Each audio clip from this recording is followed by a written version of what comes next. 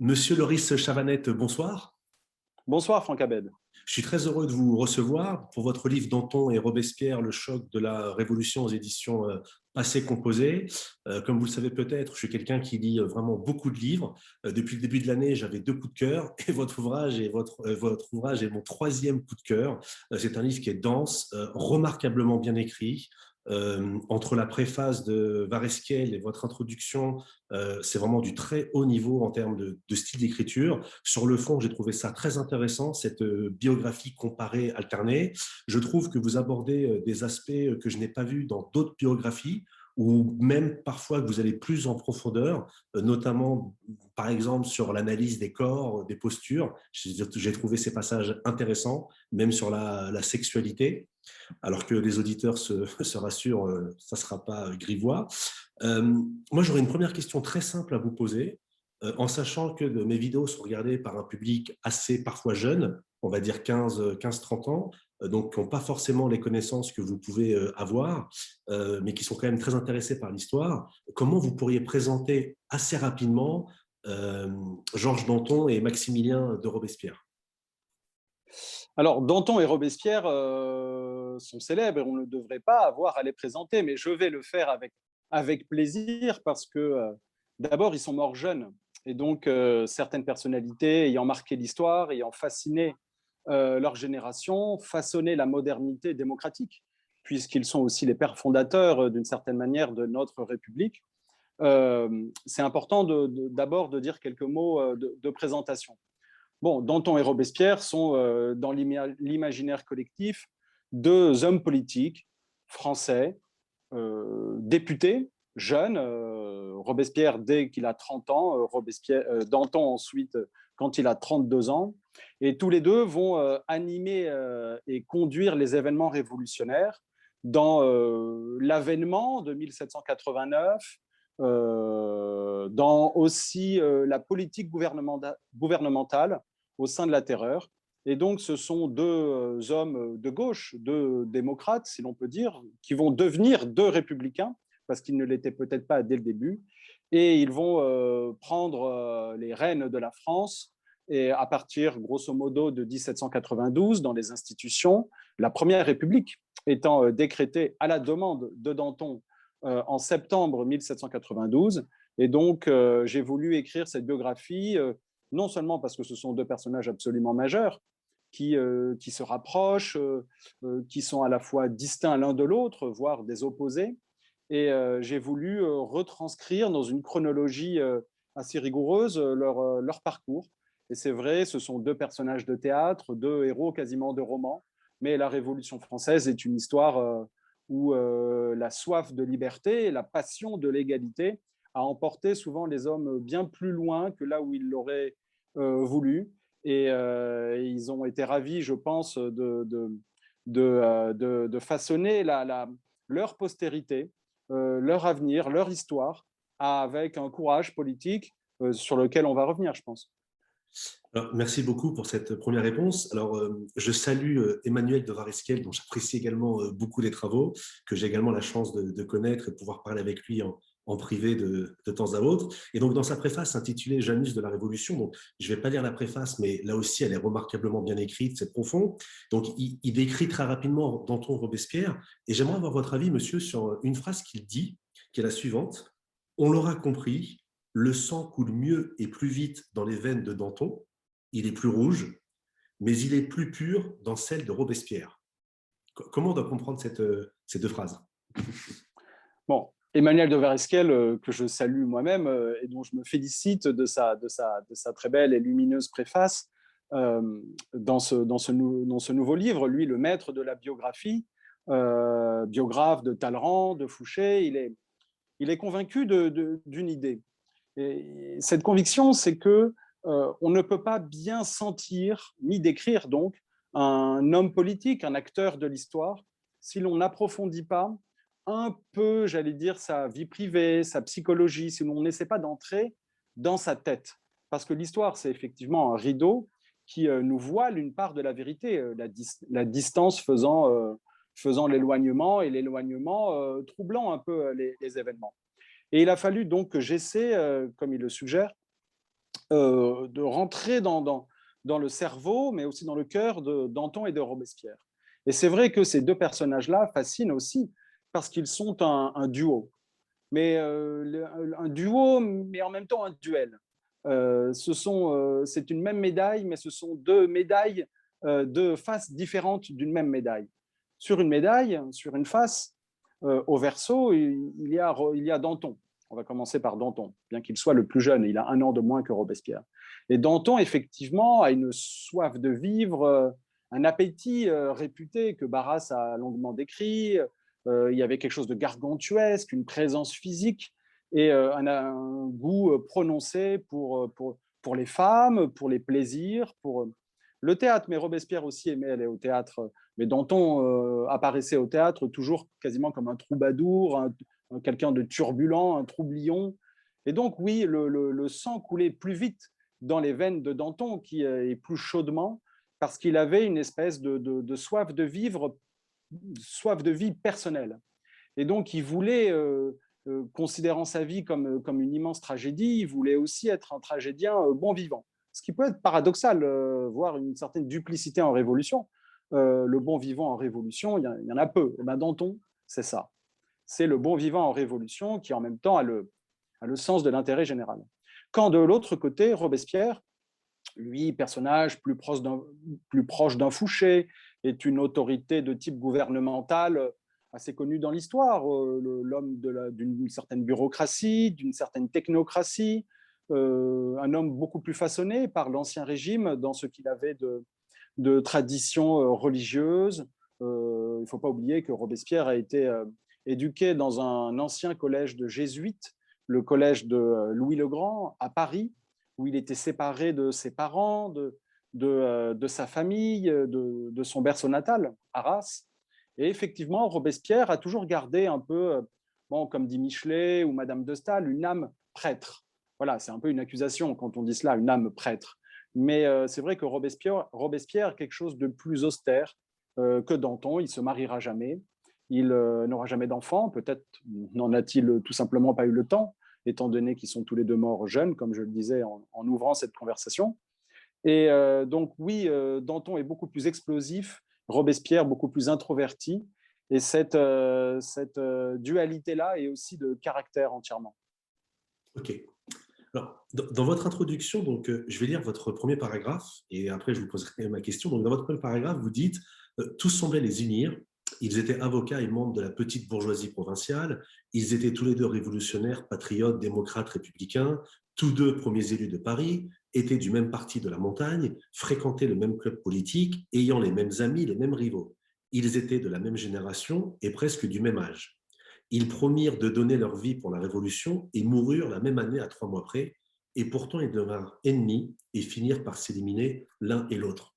Alors c'est une question, je ne veux pas qu'on tombe dans l'Uchronie ou dans l'histoire-fiction, mais cette opposition que vous révélez avec ce jeu de mots intéressant, duel, duo, était-il inéluctable ou s'il y avait eu d'autres événements, les deux auraient peut-être pu travailler ensemble, collaborer, parce qu'à un moment donné, vous dites même il y avait deux héros de la liberté, il n'en fallait qu'un. Mais est-ce que l'histoire était forcément écrite dans ce côté, on va dire, absolu, c'est-à-dire soit l'un, soit l'autre? Est-ce qu'il n'y avait pas une autre possibilité?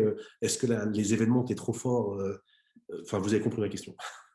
Bon, on va tout de même sur le chemin de l'Uchronie, mais l'Uchronie est parfois nécessaire pour poser des questions qu'on ne se serait pas posées si on avait suivi un schéma purement positiviste ou d'une méthodologie trop rigoureuse. Et parfois, il faut s'aventurer un peu sur les bas-côtés. Je dirais que Danton et Robespierre étaient, je les présente effectivement dans l'exorde de mon livre comme deux personnages qui, au final, si on y pense, se ressemblent énormément, malgré l'image qu'on en a gardée aujourd'hui comme un duel. Mais en fait, pendant longtemps, quand ils se rencontrent en 1790, peut-être en 89, mais en tout cas en 90 pour sûr, ils restent amis et véritablement amis, je trouve, d'après le peu de correspondance qu'on a entre eux. Robespierre a écrit au moins 2 lettres à Danton. Danton en a écrit au moins une à Robespierre, et à chaque fois, ça commence par « mon cher Robespierre ». Ils se tutoient. Effectivement, ils sont restés longtemps un tandem, un duo. Or, même si les convictions politiques semble les rapprocher.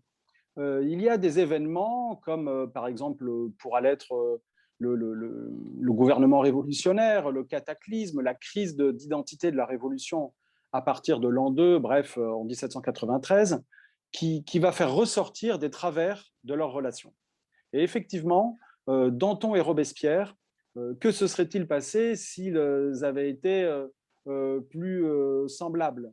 Eh bien, la question se pose difficilement. La seule certitude que l'on ait, c'est que la passion de la liberté, si elle a pu les unir pendant un certain temps, celui-ci ne pouvait être qu'éphémère.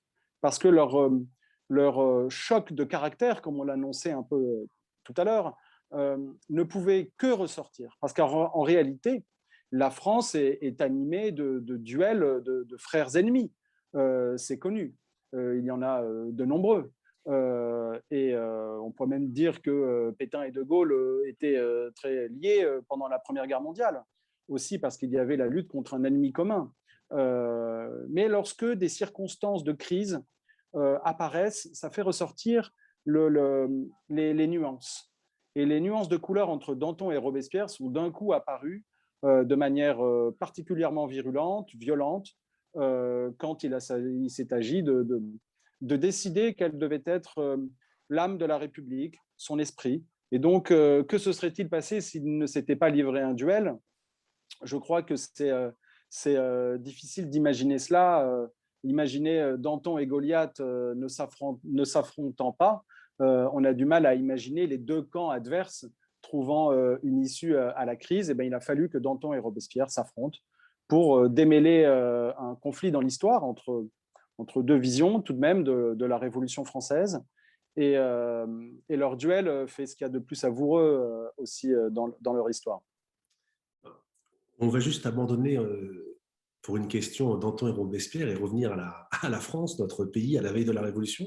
Et en fait, il y a un paradoxe que vous soulevez pour présenter le cadre historique, le contexte. Vous dites que la France, à la veille de la Révolution, c'est un pays qui est jeune, qui est paradoxalement qui est riche, sa culture rayonne, et pourtant, la monarchie, d'un côté, elle s'essouffle, mais en même temps, le pays n'a plus été envahi depuis les guerres de Louis XIV, les dernières guerres ont été lointaines. Vous dites même que la guerre d'Amérique a très peu coûté en hommes. Vous avancez même le chiffre de 2000 soldats tués. Et vous ajoutez également que le système est à bout de souffle, malgré certaines qualités, donc pays riche, pays jeune, culture rayonnante. Et ensuite, vous dites que non seulement le système est à bout de souffle, que les idées nouvelles gagnent du terrain. Et il y a un élément qui est très intéressant, qui est symptomatique en fait de cette opposition, pour reprendre une terminologie, on va dire, maurassienne, même si Maurras ne fait pas partie de mon école de pensée, entre pays légal et pays réel, mais vous dites en gros que le pays réel est très jeune et que le pays légal est plutôt âgé. Et l'exemple que vous prenez est assez parlant, je trouve, c'est Maurepas, ce ministre qui a 70 ans passés, et vous dites même les premières victimes de la Révolution, Berthier de Sauvigny à 52 ans, le marquis de Delaunay à 59 ans, Jacques de Flesselles 68 ans, le seigneur Foulon 73 ans, quand ils sont décapités ou pendus ou les deux. Tous sont aristocrates, fonctionnaires et âgés. L'ennemi de la Révolution est connu de longue date. Est-ce que vous pouvez revenir sur ces deux éléments? Le paradoxe et d'un côté la jeunesse et la vieillesse, si je puis dire. Bon, je réponds avec plaisir à cette question parce que cela permet aussi de revenir sur le berceau politique, économique, social de la France de l'Ancien Régime, dont Tocqueville a bien montré qu'il y a un paradoxe français avec ce XVIIIe siècle, puisque si la France, effectivement, est plutôt bien portante, a une aura internationale depuis la guerre d'indépendance des États-Unis, mais déjà bien avant, depuis la chute de Louis XIV, il se trouve que les comptes les finances publiques sont asséchées.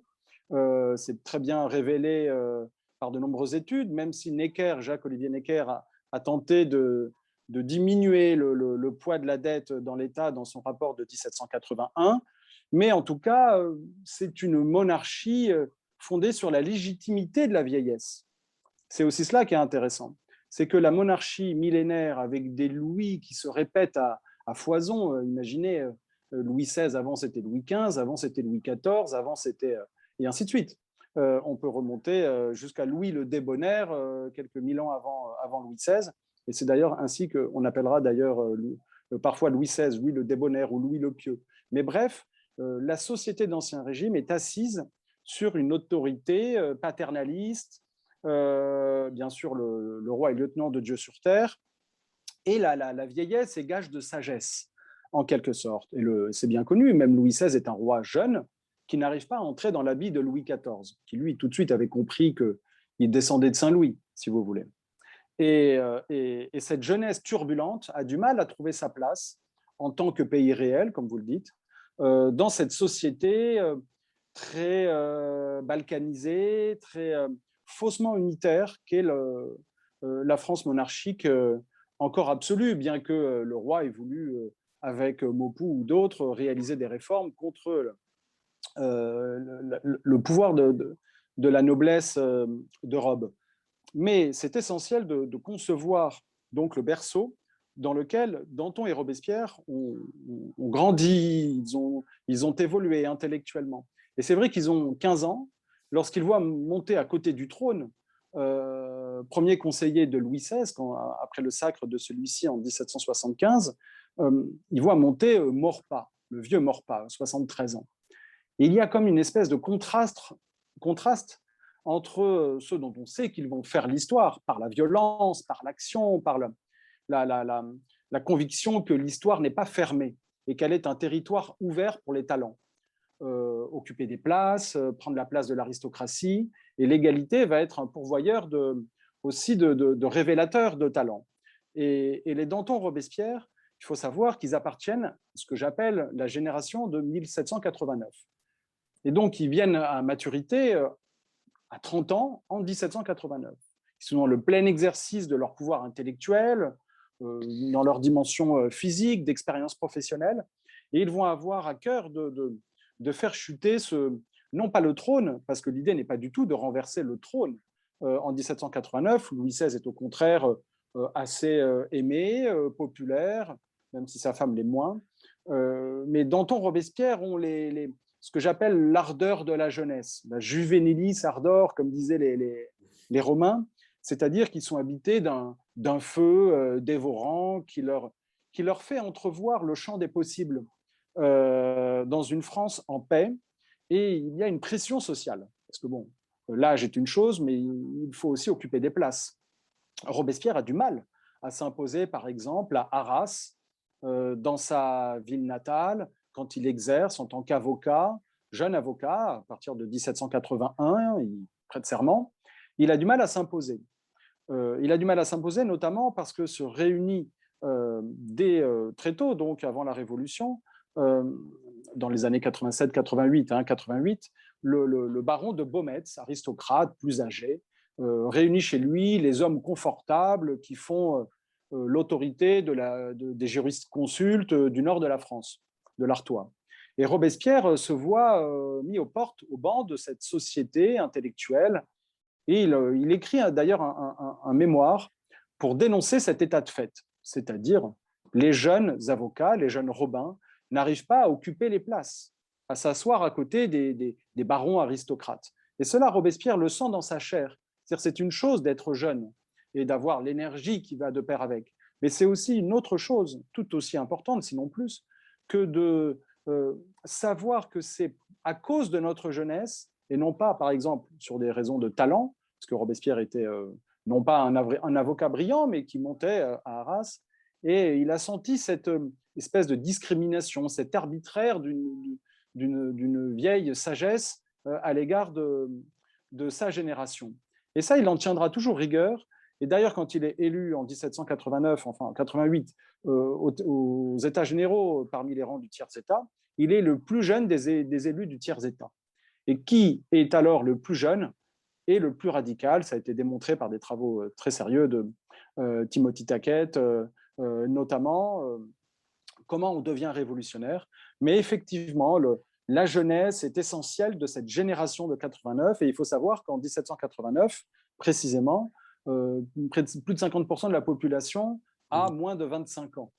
Et donc, les chiffres, les faits sont têtus, les chiffres sont têtus, les années comme vous le savez, sont têtus, le temps s'écoule, et il allait notamment faire s'écrouler la monarchie avec ce bain de vigueur, ce bain de jeunesse, qui est aussi 1789.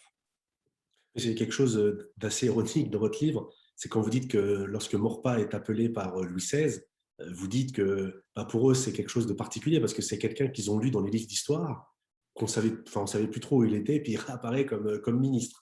Je voudrais revenir très rapidement sur un élément que vous mettez en ce qui concerne, enfin que vous mettez en avant en ce qui concerne la différence entre Danton et Robespierre, le côté plein de vie, le côté plus austère, le côté jouissif, et puis le côté, au contraire, déjà, on peut dire, incorruptible au niveau des sentiments, des mœurs, c'est le rapport aux parents. En fait, vous dites que bon, tous les deux sont roturiers, tous les deux sont plutôt provinciaux, leurs mères respectives ont une origine sociale un peu commune, mais vous dites, en termes de différence, que Danton perd, c'est le cas de le dire, son père à l'âge de 2 ans, et donc vous dites qu'à l'âge de 2 ans, on n'a pas le temps de se créer des souvenirs, et à contrario, enfin, à contrepartie, Danton, il a eu une mère qui l'a aimé, qui l'a chouchouté, et vous dites que, Robespierre, ouais, oui, oui, enfin, bien sûr aussi. oui, Oui, oui, tout voilà, à fait, vous excusez-moi. dites que Robespierre, lui, il perd sa mère à 6 ans, et donc là, vous dites le contraire, c'est-à-dire qu'à 6 ans, on a déjà des souvenirs, on a déjà quelque chose qui est lié avec sa maman, des odeurs, des gestes, des images, alors qu'à 2 ans, ça me paraît beaucoup plus compliqué. Ensuite, Robespierre, père, quitte le foyer familial, et donc, coup sur coup, Robespierre devient à la fois orphelin de mère par la mort et orphelin de père par l'abandon. Et donc, enfin, vous mettez en avant que ça a pu jouer dans leur caractère respectif en ce qui concerne la sensibilité. Est-ce que vous pourriez revenir un peu là-dessus, s'il vous plaît? Je veux d'autant plus revenir là-dessus que je pense que c'est aussi une des idées neuves de ce travail que j'ai tenté. Les biographes de Robespierre ou de Danton peignent parfois l'enfance, mais sans aller chercher les conséquences possibles, les origines d'un caractère notamment politique. Et je crois que c'est absolument essentiel pour Danton et Robespierre, et c'est un des avantages de cette biographie comparée, à double entrée, c'est qu'on se pose des questions justement qu'on ne se serait pas posées, encore une fois, s'il n'y avait pas eu ces deux personnages face à face. Et donc, au début, je pars sur un point commun. Danton a perdu son père jeune, Robespierre a perdu sa mère étant jeune. Mais l'âge n'est pas le même. Et autant j'ai envie de dire que que Robespierre a eu moins de chance que Danton.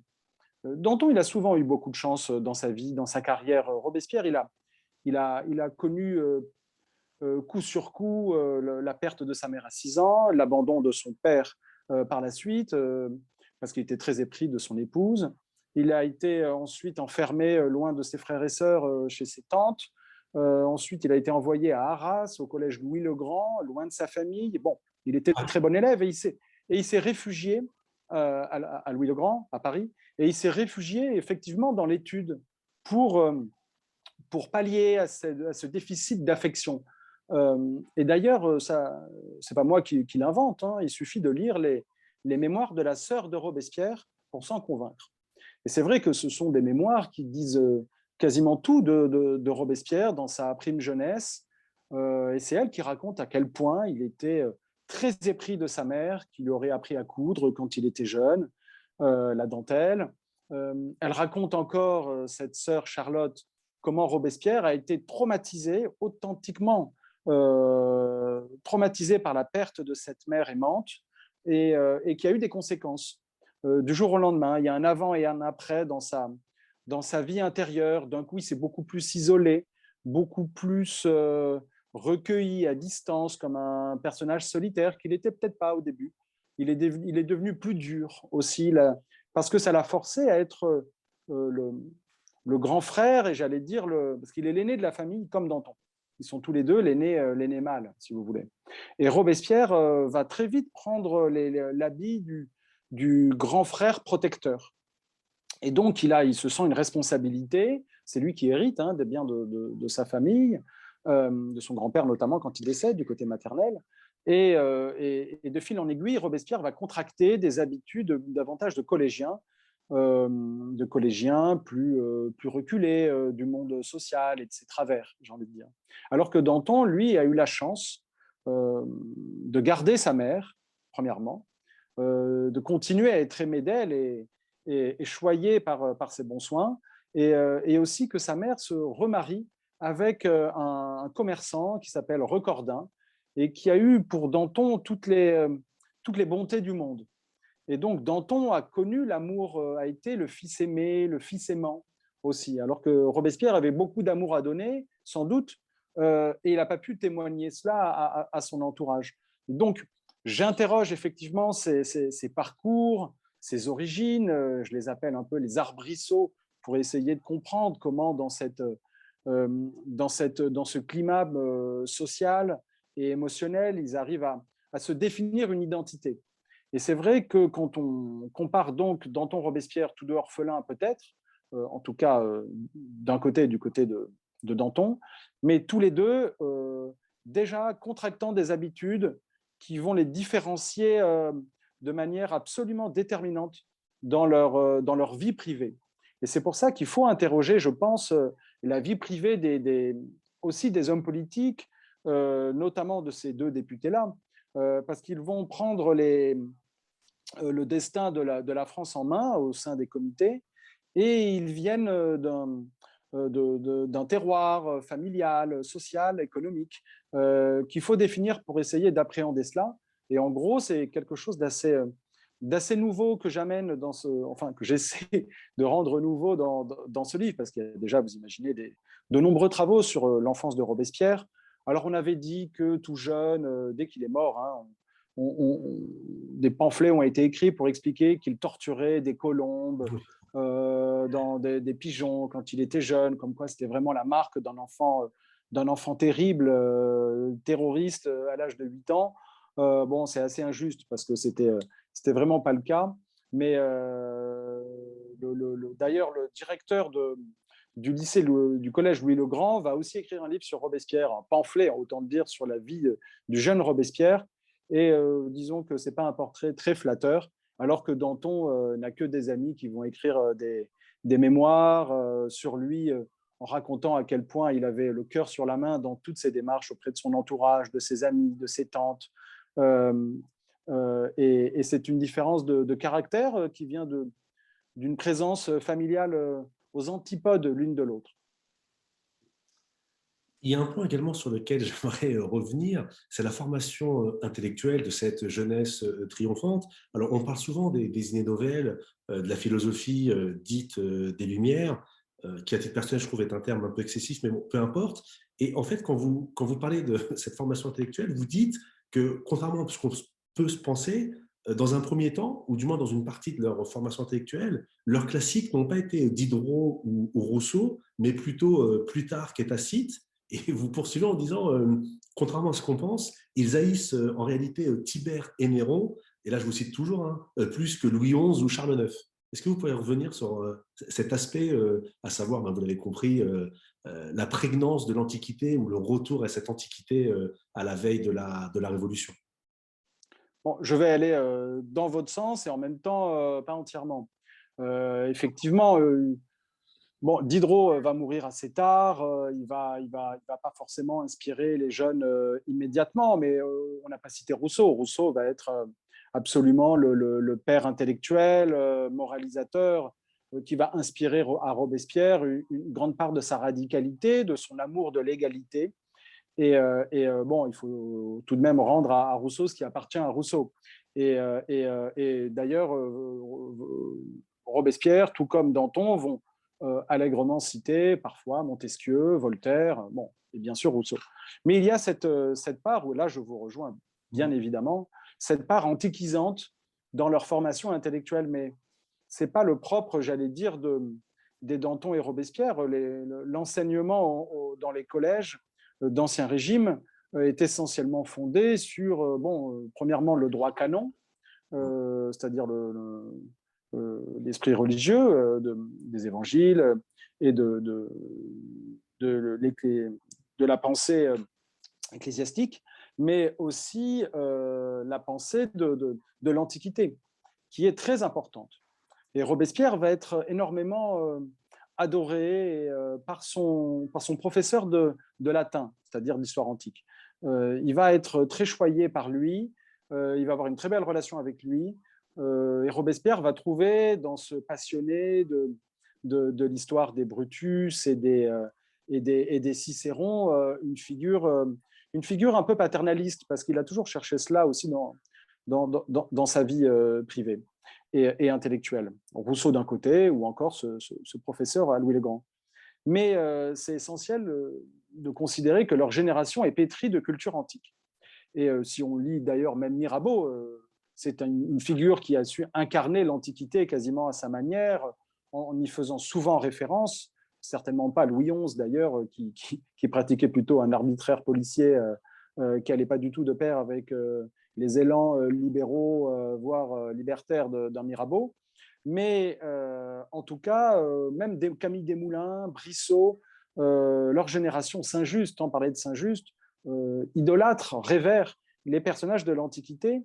Alors bien sûr, il y a les Cicérons, les Caton, les Périclès, mais il y a aussi bien sûr Brutus, qui va devenir une figure marquante, marquée de l'histoire politique française à partir de la chute du trône, Oui. puisque ils vont devenir des Brutus en tant que régicide, auteur du parricide à l'égard de Louis Capet, si vous voulez. Oui. Et par ailleurs, il faut penser aussi à Camille Desmoulins qui puise dans la littérature antique tout le génie de sa plume. Et il cite allègrement Tacite quand il condamne le tribunal révolutionnaire, les excès de la terreur judiciaire. Et déjà, quand il est plus jeune, avant l'éclatement de 1789, Camille Desmoulins a une phrase qui m'a marqué. Il écrit dans un de ses premiers pamphlets, je crois que c'est La France libre, mais à vérifier, il écrit Je vis avec ces Romains et ces Grecs, j'apprends une langue immortelle comme eux, j'entends encore plaider dans le barreau d'Athènes. Oui, oui, vous le Ce dites dans sont, le livre. je crois déceler dans cette passion pour l'Antiquité aussi la passion de l'histoire. Parce que l'histoire est comme un peu fermée avec cette société monarchique qui ne fait pas la guerre en plus, à part le Nouveau Monde qui apporte un horizon de découverte et de curiosité intellectuelle. Mais bien sûr, il y a l'Antiquité qui apporte une vie d'aventure à nul autre pareil. Et en fait, les véritables héros de Danton et Robespierre, ce sont les personnages de Plutarque, quand ils font leur vie parallèle. Et d'ailleurs, même Napoléon sera complètement pétri de culture antique. On pourrait d'ailleurs citer les quelques imageries antiques qu'il a reprises, comme l'aigle, pour façonner l'Empire. Mais dans une lettre, il parle à Paoli, et Paoli lui dit « Mais toi, Napoléon, tu n'as rien de moderne, tu as tout de Plutarque. » Et bien, c'est un peu pareil avec ces Danton et Robespierre. Ils sont à la fois modernes et anti-modernes, c'est-à-dire ils sont des figures antiques par excellence. Alors, merci pour cet éclairage sur les inspirations intellectuelles avec d'un côté l'Antiquité et quand même malgré tout la philosophie des Lumières. On sait que Robespierre aimait beaucoup Rousseau. Et il y a un autre aspect que j'aimerais aborder avec vous, vous en parlez dans votre livre, c'est très intéressant. Alors avant de parler des idées politiques et de leur futur affrontement, j'aimerais aborder avec vous la question de la représentation. Et il y a quelque chose de très intéressant que vous dites, c'est qu'on a très souvent opposé Danton, l'homme de la rue, à Robespierre, l'homme de cabinet, et ça va jusqu'à la représentation, que ce soit sur les statues ou les tableaux, les peintures. Vous dites très souvent que Danton est debout, en mouvement, on voit sa vigueur, cette présence physique, et puis vous énumérez un certain nombre de tableaux de Robespierre, et il est toujours à son cabinet, avec un livre, une plume. C'est-à-dire que même les artistes ont un peu gravé dans le marbre cette opposition que vous révélez, c'est-à-dire d'un côté le sang qui coule plus vite que l'autre. C'est vrai que j'ai voulu étudier aussi les corps de Danton et Robespierre et leur représentation, notamment de leur vivant. Et c'est un point très important parce que cela permet aussi de comprendre la logique de leur entrée en politique. Effectivement, Danton est représenté statue place de l'Odéon, ou encore à Tarbes, ou à Arcis-sur-Aube. Robespierre a moins de statues, vous en conviendrez. Il y en a une en Seine-Saint-Denis, à Saint-Denis. Il a aussi un métro à Montreuil, mais sans effigie. Mais pour le coup, Danton est toujours représenté un peu comme le Mirabeau de Delacroix, c'est-à-dire turbulent, quelqu'un d'agité, vraiment emporté par la fièvre révolutionnaire. C'est aussi l'homme, c'est pour cela qu'il est représenté ainsi dans le statuaire, de la défense de la patrie en danger. C'est l'audace, toujours de l'audace, encore de l'audace, qui incarne Danton. Et c'est pour ça que souvent il est représenté renversant une chaise et désignant du doigt un ennemi à combattre. Et ce sont les fameuses statues de l'homme, élevées par la Troisième République après la défaite de Sedan. Mais Robespierre, effectivement, a quelque chose, et c'est pas faux, de beaucoup plus taiseux, quelque chose de beaucoup plus homme de cabinet. Par exemple, même, on n'a pas de correspondance de Danton aussi riche que celle de Robespierre. Il n'y a quasiment pas d'archives, de manuscrits de Danton. J'en ai eu quelques-uns entre les mains, à la bibliothèque historique de la ville de Paris ou aux archives, mais c'est infiniment rare. Alors que Robespierre a beaucoup écrit, a beaucoup plus travaillé sans doute que Danton. Alors, cela ne veut pas dire pour autant que Danton était un inculte. On a des études sur sa bibliothèque, de nombreuses citations de lui de culture antique ou plus moderne, hein, de Rabelais, de Molière, alors que Robespierre est vraiment l'homme davantage philosophe, en tout cas il se veut ainsi, un homme de lettres. Et c'est en tant qu'homme de lettres, héritier de la pensée de Rousseau, qu'il est à la tribune, qu'il est dans sa vie privée, dans les appartements de Duplay, rue Saint-Honoré, où il lit le soir la Nouvelle Héloïse, le Contrat social, qu'il commente comme un texte sacré. Alors que Danton, lui, par exemple, bon, déjà, il a une femme, des enfants, donc il s'en occupe. Et puis aussi, Madame de Staël le croise au théâtre au bras de trois femmes. Bon, c'est Danton. Bref, il y a une énergie, une dépense de vie plus riche chez Danton, qui l'amène à jouer un rôle en révolution de tribun, de quelqu'un qui vient au corps à corps avec l'ennemi. Quand Robespierre s'échine à écrire pendant des semaines ces fameux discours dont on a encore les manuscrits, récemment acquis d'ailleurs par les Archives nationales, il faut leur en rendre grâce, il y a une dizaine d'années. Et effectivement, le corps de Danton n'a rien à voir avec celui de Robespierre, si vous voulez même qu'on déborde un peu là-dessus. Robespierre 1,60 m, un peu moins même, Danton plus d'1,80 m, bref, Danton prend une tête à Robespierre. L'un est capable de bousculer l'ordre social dans le quartier des Cordeliers, dans le Paris de 1789, quand on prend la Bastille, quand on vient frapper à la porte des barons ou des institutions de l'Hôtel de Ville de Paris pour s'emparer de force du pouvoir. Tandis que Robespierre aura toujours ce côté légaliste d'homme de cabinet, ce côté aussi rhétoricien, classique, alors que Danton est beaucoup plus dans la création, dans l'inspiration, dans l'improvisation de ces élans à la tribune. Il y en a un qui est l'homme de l'écrit, bref, et l'homme qui est beaucoup plus l'homme de l'oralité. D'ailleurs, dans votre livre aussi, je le dis souvent, mais c'est vraiment parce que je le pense, c'est très intéressant, c'est que Robespierre ne participe à aucune des grandes journées révolutionnaires, contrairement à Danton, qui est dans la coulisse pour le 10 août. Et j'ai trouvé aussi cette opposition intéressante. J'aimerais qu'on en parle très rapidement, parce que vous en parlez dans le livre, et je sais que si je ne vous pose pas la question, on va me dire, tu n'as pas posé cette question, donc je vous la pose. Vous en parlez très bien dans le livre, donc si vous pouvez résumer votre position, c'est par rapport à la sexualité de Robespierre. Donc, on a tout dit sur lui, et notamment cette fameuse accusation d'homosexualité. Est-ce que vous pourrez revenir là-dessus très rapidement? Parce que, comme vous le dites si bien, Bon, il a fait... je vais vous répondre plus ou moins directement, mais c'est vrai que je n'aborde pas la question non plus de front dans mon livre, comme si c'était une hypothèse sérieuse. En tout cas, on ne connaît pas de conquête féminine à Robespierre. On ne lui sait pas de femme dans son lit. Bien qu'il ait eu des correspondances, il aimait un peu le jeu de l'amour et du hasard, badiner, et il y avait des dames à Arras qui étaient d'une grande beauté, par exemple, et auxquelles il écrivait, notamment une fille qu'il appelle Ophélie. Et bon, c'est pas son nom, c'est un air shakespearien qui l'entonne. Mais effectivement, cette femme, il lui dit à cette dame, vous êtes d'une rare beauté comme la rose, mais vous ne devez pas vous fier à votre beauté. Elle est au contraire quelque chose de très malicieux, puisque toute beauté n'est qu'intérieure. Et donc, défiez-vous des regards des hommes portés sur vous. Entrez en vous-même pour savoir qui vous êtes, parce que votre beauté, si elle existe, elle est intérieure. Et Robespierre, c'est vrai, donc, il a un rapport distancé au corps, à la sexualité, comme quelque chose de très théorisé même.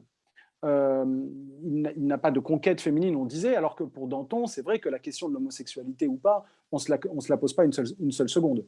Bon, après, il y a eu des livres d'un psychologue, Jean Artharide, qui a travaillé dans une biographie psychologisante de Robespierre, avec ses qualités, bon, et ses errances, où vraiment il postule le fait très clairement que Robespierre est amoureux de Danton. Bon, c'est la thèse. C'est-à-dire que lui, davantage chétif, introverti, il idolâtrait ces espèces de colosses à la Samson qui arrivent, tempêtent et s'imposent par la seule force de leurs épaules, de leur regard et de leur tête vraiment de taureau comme Danton. Et donc la laideur de Danton n'aurait pas offusqué Robespierre, qui n'était pas non plus d'une grande beauté, mais qui n'était pas non plus un canon de laideur, malgré ce qu'en ont dit certains. Mais effectivement, Robespierre a une personnalité plus énigmatique, d'où la question sur sa possible tendance, orientation sexuelle.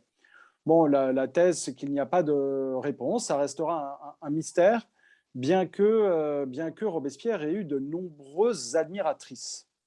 Alors, c'est peut-être ça le secret. Si quand Danton avait des admiratrices, je pense qu'il ne s'en privait pas, bien au contraire. Alors que lorsque Robespierre en avait, parmi les tricoteuses, les sans-culottes, qui venaient l'applaudir, et qui venaient par centaines à la Convention nationale, vraiment déclarer leur flamme dans les tribunes à leur incorruptible à elle, eh bien, Robespierre a toujours été beaucoup plus sévère, beaucoup plus distancié de ce point de vue-là. Et d'ailleurs, il n'a jamais été un adorateur des femmes en général. Moi, je me souviens je décris une scène à la Convention nationale où des épouses éplorées viennent demander la libération au fort de la Terreur, fin décembre 93, viennent demander la libération de leurs époux à Lyon. Et Robespierre les massacre oralement, rhétoriquement, en s'emparant de la tribune, et il leur reproche de ne pas rester attachés à leur vie privée, à leur vertu privée. Elles devraient savoir quelle est leur place dans la société. Il les condamne en tant qu'aristocrates, alors que, bon, il n'y a rien de démontré de ce point de vue-là.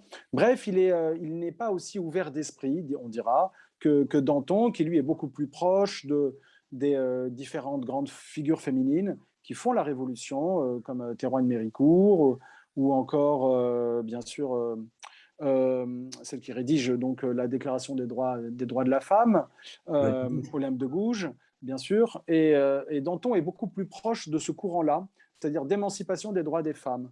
Et c'est peut-être parce qu'il les aime qu'il veut aussi les libérer de plus en plus dans cette société, alors que Robespierre leur assigne toujours une tâche très, très prude, très vertueuse, autant dire très éloignée des désirs de la chair. Oui, oui, femme à la maison, mais en tout cas, voilà, si les personnes qui disent que Robespierre a été homosexuel, en tout cas, ce qui est intéressant, c'est qu'il n'y a pas il y a pas de source, il n'y a pas de documents, il n'y a pas de lettres, il y a rien du tout.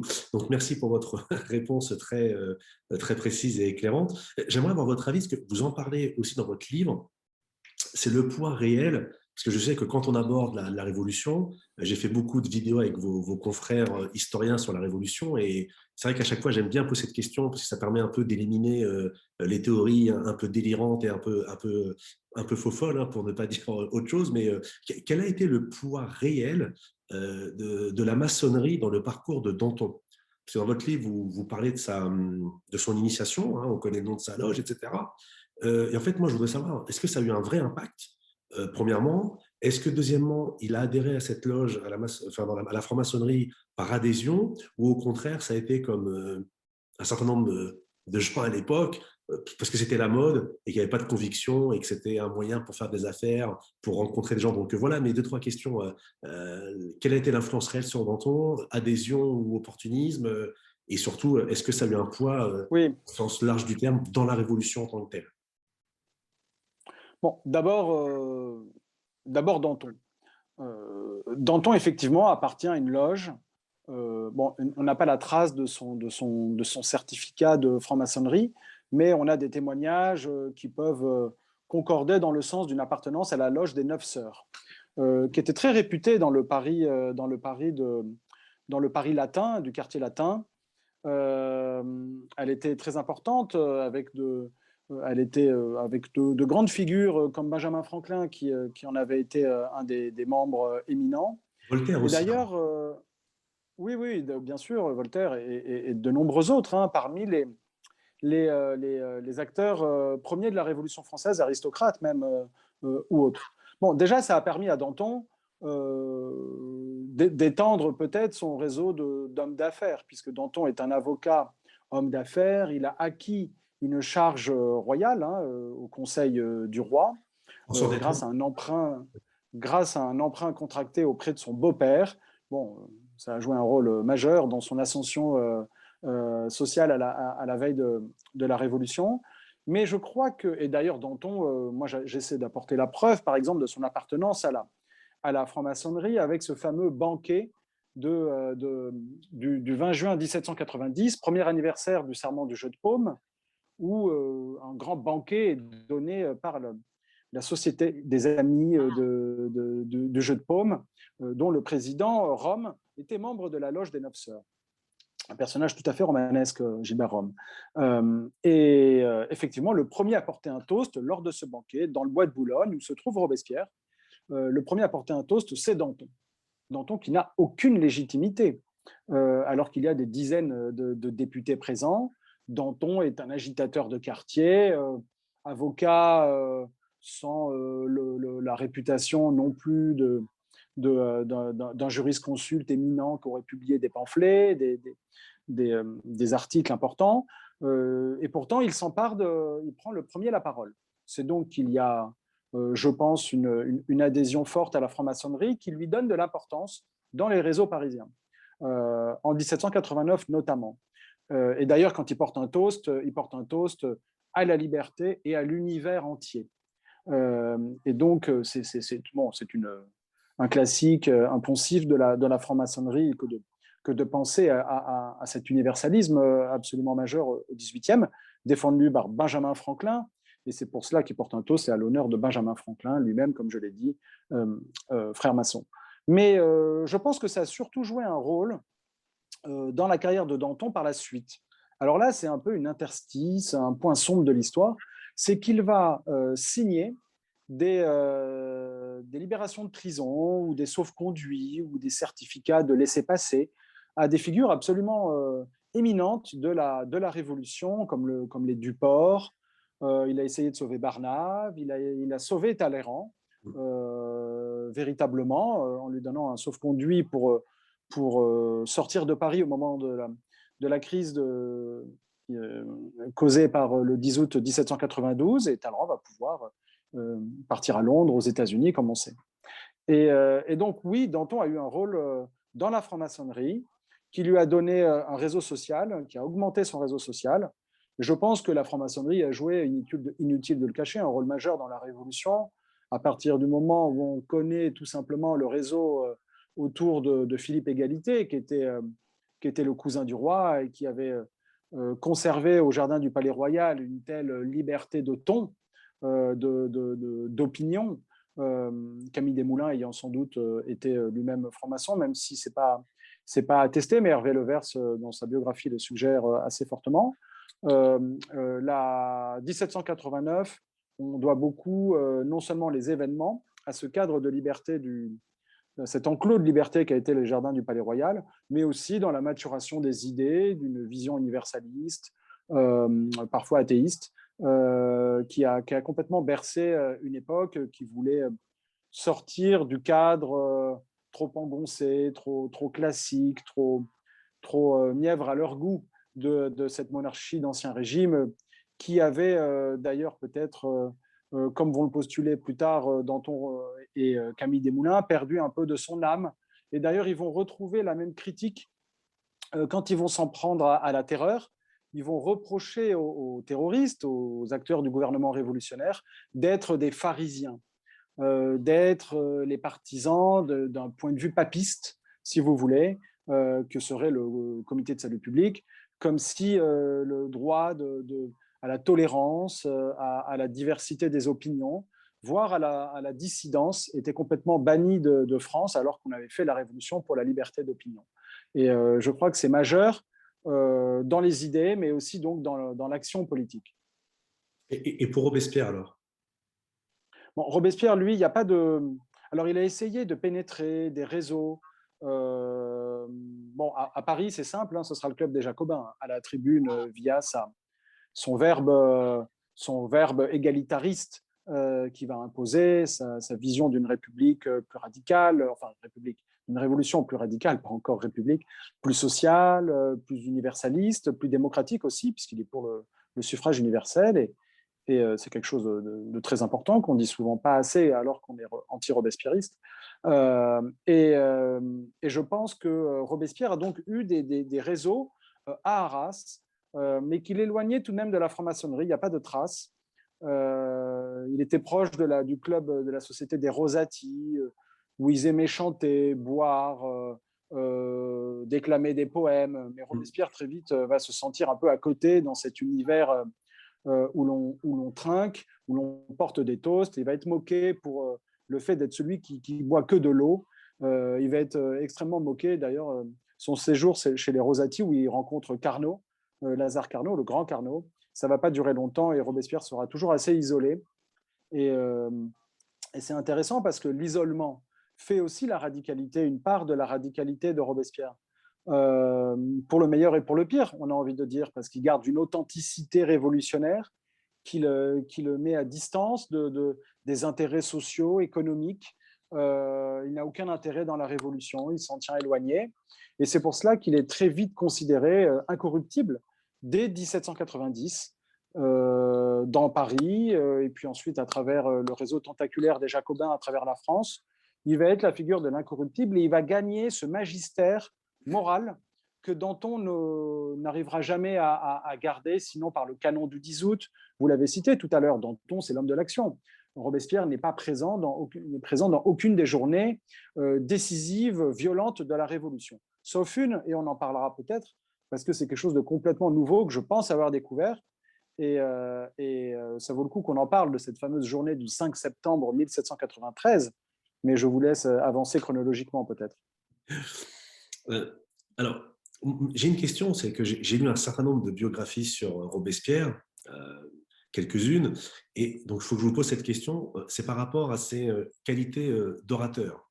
C'est-à-dire qu'aujourd'hui, malheureusement, l'époque ne le permettait pas, on n'a pas la voix. Quoi qu'on pense du général de Gaulle, on peut l'entendre, donc on peut dire si c'est un bon ou mauvais orateur. J'ai vu parfois dans des documentaires, dans des films, lorsque Robespierre est à la tribune, l'acteur monte sur la pointe des pieds. On dit que parfois que Robespierre avait la voix enrouée. J'aimerais donc avoir votre avis là-dessus. Est-ce que Robespierre était vraiment un bon orateur ou au contraire, c'était un mauvais orateur? Bon, je vais essayer d'être construit dans ma réponse parce que ce n'est pas tout blanc ou tout noir avec Robespierre. Grosso modo, il va commencer piètre orateur et il va finir assez brillant dans le registre du vocabulaire classique jacobin, les satellites de la tyrannie, etc. Il s'en sortira très bien et ce sera une marque de fabrique aussi de Robespierre jacobin. Mais Robespierre est piètre orateur, j'ai envie de dire, pour une raison précise. C'est qu'il est un orateur de l'écrit. C'est-à-dire qu'il écrit ses discours. Et donc, ça s'en ressent dans la durée des discours. Il n'est pas tout feu, tout flamme à la tribune comme Danton qui prend la parole et en en 3 minutes en dit plus que Robespierre, parfois en 2 heures. Et effectivement, les discours de Robespierre, écrits, savamment rédigés, travaillés, épurés, durent des heures entières. Robespierre à la tribune, c'est souvent 2 heures, c'est interminable. Et il faut savoir qu'à l'époque, pour réussir à accaparer la parole pendant 2 heures, il faut avoir sacrément, non pas du coffre, mais en imposer, quitte à faire peur à son entourage, pour ne pas être interrompu. Et d'ailleurs, il n'est quasiment jamais interrompu lors de ses grands discours parlementaires. Il peut déclamer ses discours fleuves pendant des heures. Et c'est seulement le 9 Thermidor qu'il sera interrompu, ce qui va complètement casser sa rhétorique propre. Mais c'est vrai qu'il commence piètre orateur, comme on le disait. Il est moqué par ses collègues à l'Assemblée constituante.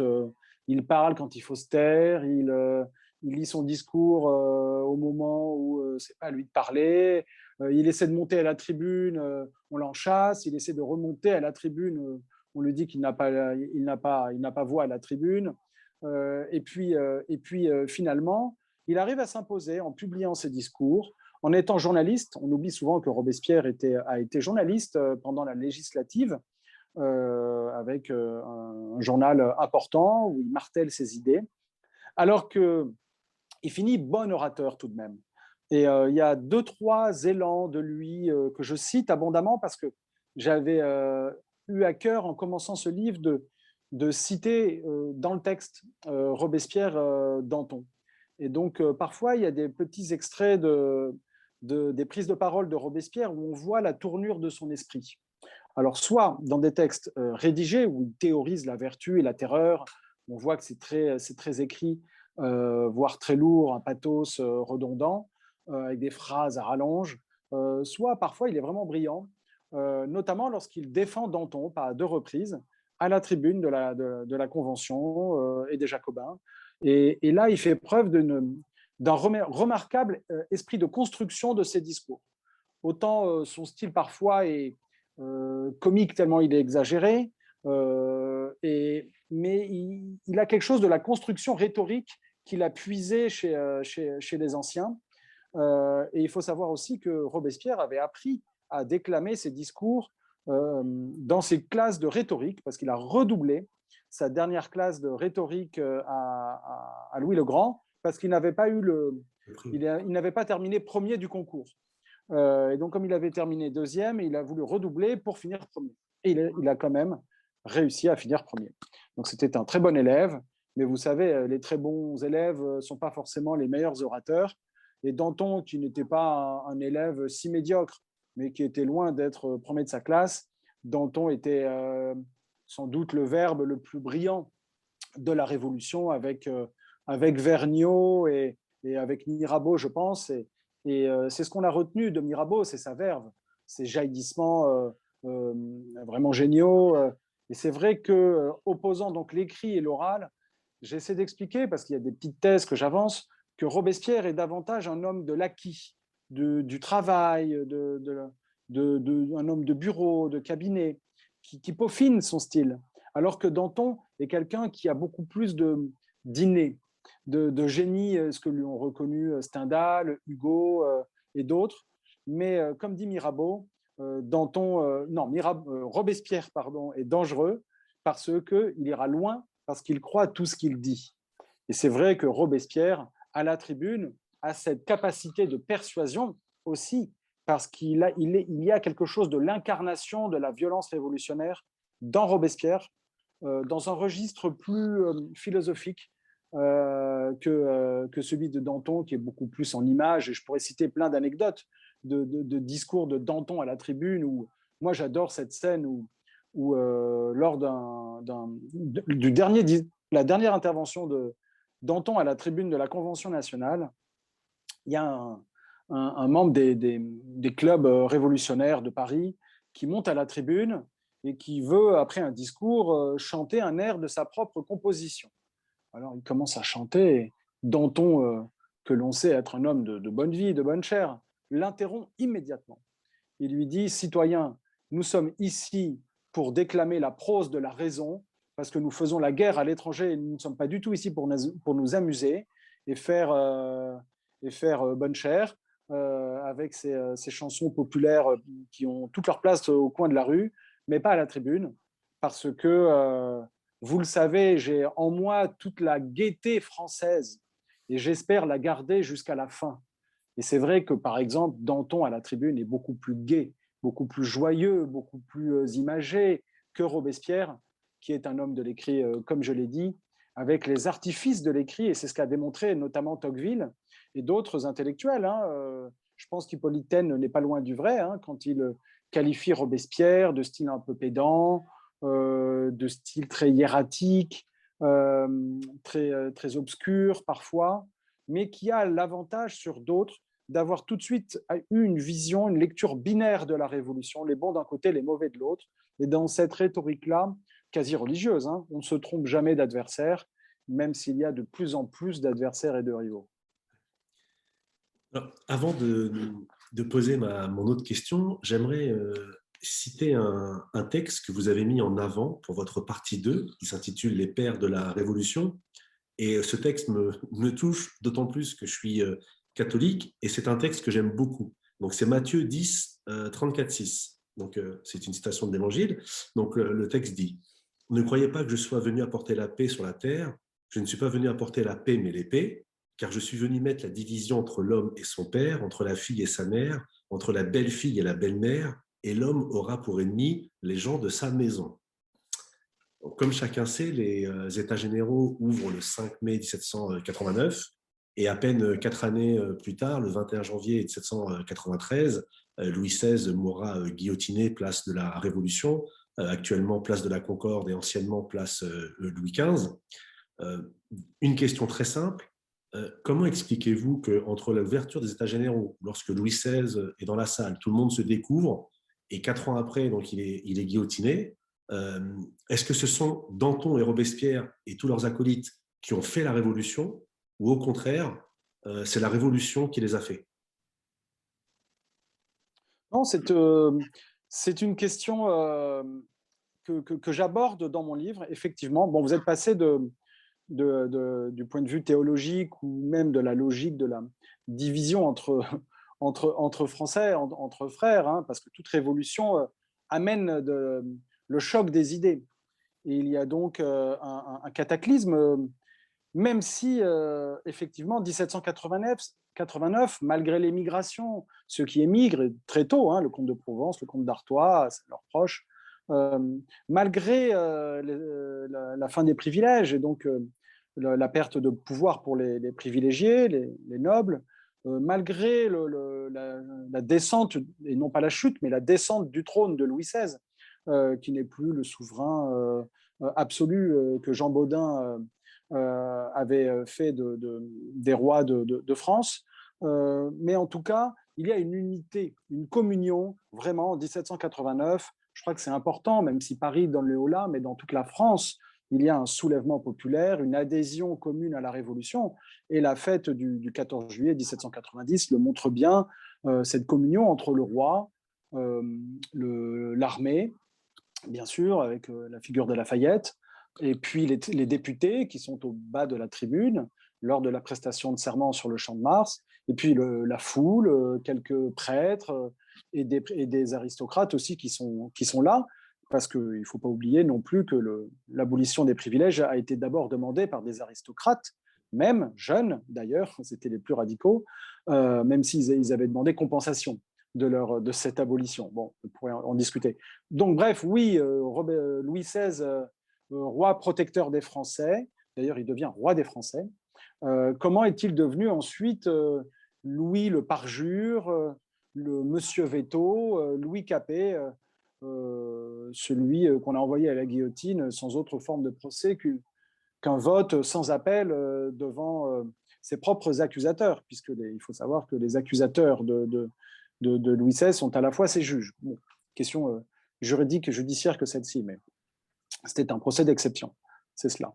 Mais en tout cas, il y a des événements qui ont fait chuter Louis XVI, où il est aussi partisan, auteur de sa propre chute. Je peins allègrement le tournant de la nuit du 20 au 21 juin 1791, lorsque Louis XVI fuit Paris pour gagner non pas l'étranger, comme il disait, mais pour se mettre sous la protection tout de même de possibles armées étrangères, à Reims, à l'est de Paris, de la France, et il est arrêté à Varennes.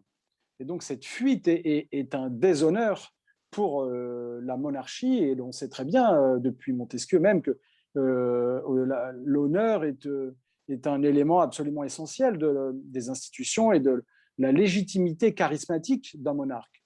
Et Louis XVI, bref, se met lui-même au banc de la Révolution en fuyant. Sauf qu'il ne fuit pas d'une seule manière.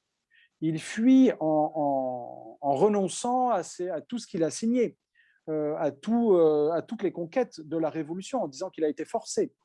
Il est Louis le parjure. C'est pour ça qu'on l'appelle ainsi, parce qu'il a rejeté toutes ses adhésions à la constitution civile du clergé, à la séparation des pouvoirs. Il fait machine arrière, en fait, à Varennes. Et il y a une autre anecdote que l'on cite assez peu, mais quand il fut à Varennes, une grande partie des bijoux de la couronne sont envoyés à Bruxelles. Et d'ailleurs, il y a eu une vente récemment chez Sotheby's, je crois que c'est à Bruxelles ou à Londres, des bijoux de la couronne envoyés à Bruxelles pendant la fuite de Varennes, parce que il ne comptait pas rentrer à Paris avant que l'ordre soit rétabli. Et pour effectivement Louis XVI, il était partisan tout de même d'une réforme, mais point d'une révolution. Et en fait, il n'a jamais été en mesure, en capacité d'être le roi de la Révolution. Et ce sera Bonaparte. Mais oui, ce sont Danton et Robespierre qui vont précipiter sa chute au retour du roi de Varennes. Ils sont tous les deux en train de tomber sur Lafayette, qui essaie de sauver cette monarchie brinque-ballante qui est désormais une coquille vide. Avec la thèse de l'enlèvement. Bien sûr, avec la fameuse thèse de l'enlèvement, tout de suite réfutée. Et c'est Danton qui tape le plus sur Louis XVI, qui demande le premier une république. Je raconte cela avec ce conflit aux Jacobins où on connaît cette formule. Il y en a deux célèbres de Danton. Danton qui dit de Louis XVI, soit il a été enlevé, soit il est un monarque imbécile, mais dans les deux cas, il ne peut plus régner. Il faut trouver un autre monarque. Certains ont voulu le remplacer par Philippe Égalité, son cousin. Et cette autre formule de Danton qui demande la tête de Lafayette, tout simplement, à la tribune. Lafayette, le père de la Révolution, aussi de la garde nationale de juillet 89, l'homme de la guerre d'indépendance des États-Unis d'Amérique, qui bénéficie d'une popularité immense en France. Et Danton demande la chute de l'un, Louis XVI, et voir la tête de Lafayette. Et la monarchie ne s'en relèvera pas de la fuite de Varennes, même si Louis XVI demande la guerre pour espérer, il demande la guerre parce qu'il est pressé par les députés en 1791-92, mais la guerre va en fait le renverser, parce qu'il n'a pas compris, tout comme il n'a pas compris Louis XVI, que en fait la guerre allait radicaliser la révolution, le peuple, et que sa chute était désormais inévitable, quasiment.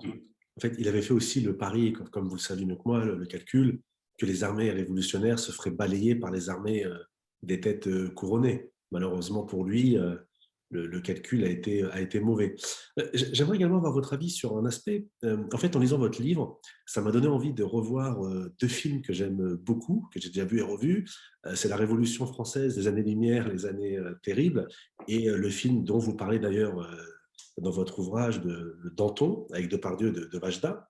Et c'est vrai que dans l'imaginaire collectif, et même aujourd'hui, dans des émissions d'histoire assez récentes, du service public, que vous connaissez, que je ne citerai pas, mais peu importe, on oppose souvent, en fait, Danton Robespierre, bien évidemment, avec d'un côté Danton qui serait le révolutionnaire, je grossis un peu le trait, mais qui serait le révolutionnaire acceptable, qui ne serait pas ni le tyran, ni l'assassin, ni le boucher, et un Robespierre, l'homme qui a les mains dans le sang, qui est le fameux dictateur, comme on l'avait déjà accusé à l'époque.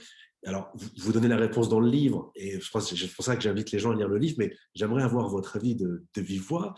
Est-ce que cette image, elle est vraie ou ou elle est exagérée?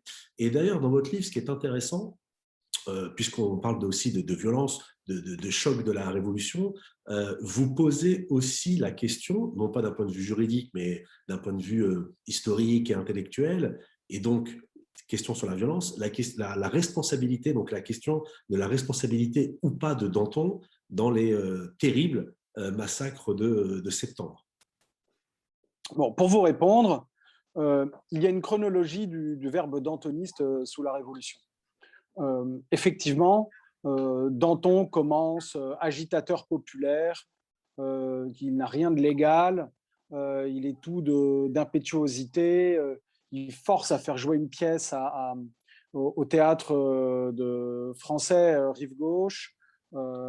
Il arrête Manu Militari, le premier gouverneur de la Bastille, au lendemain du 14 juillet.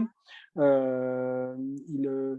est l'homme des excès de la Révolution, souvent présenté en tenue de garde nationale, c'est-à-dire le sabre au côté. Et il y a notamment une scène absolument hallucinante où Danton défend Marat et empêche qu'il soit arrêté. Et Danton est donc véritablement un homme de la violence populaire, si vous voulez. Il incarne cette exagération de la rue, du pouvoir de la rue, la démocratie, c'est la rue, dont on l'incarne au début. Et par la suite, il va essayer d'arrêter cela, bien sûr, même si le problème pour Danton, c'est qu'il a forgé sa légitimité en tant que révolutionnaire par la virulence au Club des Cordeliers, aux Jacobins, en sabre au côté. Et donc, il sera toujours un peu double à jouer la carte de la virulence, et même si son projet politique, si on l'analyse un peu plus, ça sera d'abord de vaincre les ennemis aux frontières, donc d'exagérer la révolution, certes, mais dans une logique de défense nationale contre l'envahisseur. Et Danton va effectivement, assez tôt, chercher des compromis avec les Girondins, avec le centre, dont il est assez apprécié d'ailleurs. Mais il leur fera toujours peur, parce qu'on a peur que Danton, comme un volcan, entre en éruption.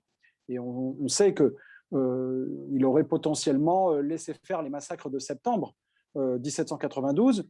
Mais en tout cas, moi, je prouve, je pense, dans ce livre, Discours à l'appui, que si c'est bien lui qui a prononcé des phrases célèbres en demandant le premier la terreur comme outil de gouvernement, quand il est ministre de la Justice, il demande de radicaliser la révolution et que personne ne doit quitter Paris, sinon il faut mettre à mort dans les 24 heures quiconque ne se met pas en armes. Mais dans le verbe dantoniste, il y a quelque chose qu'il faut sentir. C'est-à-dire qu'il commence toujours violemment ses discours, en général, et il est fini avec plus de modération. Alors que Robespierre commence souvent modéré et finit terrible. Et ce qui compte, c'est le dernier mot, si l'on en croit l'idée d'affrontement et d'emporter le dernier mot pour un vote à la tribune, dans l'Assemblée. Et Robespierre sera donc, je pense, et je crois que toutes les biographies récentes qui essaient de montrer un Robespierre centriste, il y a toujours plus radical, plus exagéré, plus terroriste que Robespierre, je crois que ce n'est pas faux. Effectivement, les hébertistes, déchristianisateurs, sont une part complètement outrancière de la Révolution. Et Danton et Robespierre font cause commune contre cette frange qui va amener des bains de sang à l'ouest, à Paris, à Lyon, dans de nombreuses villes de France. Mais Robespierre, il a impulsé aussi et massivement cette révolution populaire parisienne et il l'a institutionnalisée. C'est aussi ça, Robespierre. Danton, il a une logique d'exception qui est beaucoup plus courte que celle de Robespierre, parce que Robespierre, il veut institutionnaliser l'exception politique. notamment dans le tribunal révolutionnaire. Et d'ailleurs, même si c'est Danton qui demande le premier d'être terrible pour éviter au peuple de l'être, en créant le tribunal révolutionnaire, c'est Robespierre qui va lui donner son tournant extraordinairement répressif, et notamment à compter de la séance de la journée révolutionnaire du 5 septembre 1793, que je vous avais promise en récit, mais je pense avoir abordé quelque chose, et je ne comprends pas que les biographes, et je pense être sincère dans ma démarche, j'aimerais être réfuté. Robespierre joue un rôle absolument majeur à ce moment-là, quand les hébertistes, justement, demandent à ce que la terreur soit à l'ordre du jour. Alors bon, oui, Jean-Clément Martin dit que cela n'a jamais été voté, mais en tout cas, ça a été dit. Et ça a sans doute été cautionné par Robespierre de façon absolument décisive. En fait, Jean-Clément Martin, pardon de vous couper, monsieur, mais Jean-Clément Martin, sa thèse, c'est de dire que la terreur, c'est tout le contraire. C'est-à-dire que la terreur, c'est plutôt l'absence de l'état de droit. C'est-à-dire que même si elle a existé, enfin pour lui, elle n'a pas existé, mais il n'y a pas eu d'état de droit qui l'a déclaré, qui l'a mise en pratique. Alors après, on peut discuter, mais comme vous le dites, ça a été déclaré, ça a été dit. Enfin, je vous laisse continuer. Non, mais l'état de droit sous la terreur, c'est le, enfin, c'est une oxymore. C'est plus qu'ambivalent, c'est impossible. D'ailleurs, pour le dire tout de suite, la Déclaration des droits de l'homme de 1793 a été enfermée dans un tabernacle parce que les députés et aux Jacobins, on était conscients qu'on ne pouvait pas respecter les droits naturels de l'homme. Bon, bref. Mais en tout cas, Robespierre joue un rôle majeur. Il est à la pointe du combat des autorités parisiennes. C'est Danton, certes, qui a créé la commune insurrectionnelle qui a renversé le roi le 10 août 1792, mais c'est Robespierre qui va donner ce visage au gouvernement révolutionnaire, de plus en plus de salut public, de plus en plus concentrant les pouvoirs, et avec cette personnalisation, quasi-personnalisation du régime qu'il va incarner. Et effectivement, lors des journées des 4 et 5 septembre 1793, où la révolution se radicalise et entre dans une nouvelle période de répression et de poursuite de la radicalisation révolutionnaire, Robespierre est à la fois président du Club des Jacobins, président de la Convention nationale et membre des comités. Et en fait, c'est lui qui a, selon ce que j'en ai conclu, qui aurait rédigé le discours qui demande la terreur à l'ordre du jour. C'est tout de même hallucinant, puisque au moment où l'orateur vient demander toutes ces mesures radicales, c'est Robespierre qui est président de la Convention et qui descend de la tribune. Et dès que l'orateur a terminé son intervention, Robespierre remonte à la tribune. Et donc, il y a deux thèses. Soit il est en totale opposition avec cette exigence de radicalisation, mais tous ces discours aux Jacobins contredisent cette thèse. Il est le fer de lance de la montagne. Et de l'autre côté, donc je pense que c'est Robespierre qui a rédigé ce discours et qui, l'appuyant, il ne veut pas être président de la Convention et en même temps auteur du discours. C'est un peu technique, mais il a eu un retour sans doute de ses cours de droit pour ne pas être à la tête du mouvement sans culotte, paraître à la tête du mouvement sans culotte, alors qu'il l'était bel et bien.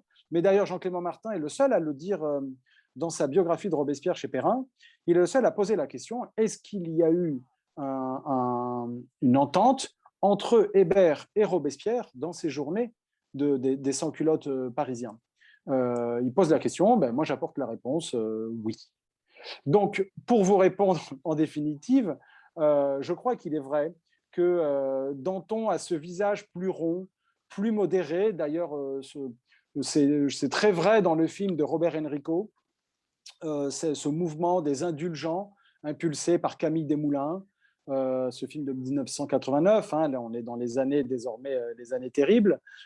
Effectivement, j'ai longuement, depuis 20 ans, travaillé la figure de Camille Desmoulins, quel est son parcours si romanesque en Révolution, lui qui enfante le 14 juillet quasiment, et qui va ensuite demander avec Danton l'économie du sang des hommes, qui va créer ce vieux cordelier contre les déchristianisateurs d'un côté, mais aussi contre la ligne Robespierre du gouvernement de salut public.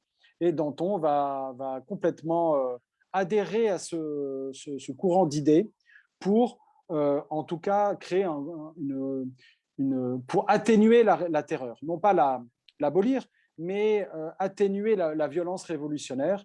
Et je crois le travailler de manière très rigoureuse, en tout cas avec force de conviction, dans ces passages que je consacre aux indulgents et à leur mouvement sous la Révolution. D'ailleurs, mouvement qui rappelle, je l'ai dit tout à l'heure, un peu la logique quasiment chrétienne, hein, de dissidence, de l'amour.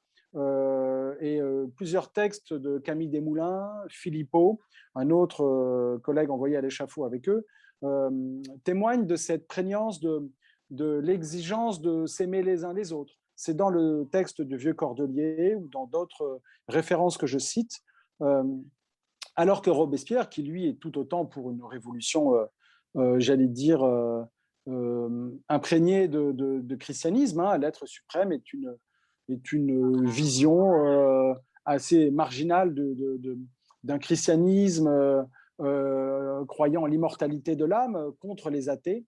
Mais Robespierre va beaucoup plus loin dans la logique répressive. Et d'ailleurs, c'est lui qui envoie véritablement Camille Desmoulins, son ami d'enfance, et dont il était témoin de mariage, comme c'est bien montré dans le film, hein, dans les films.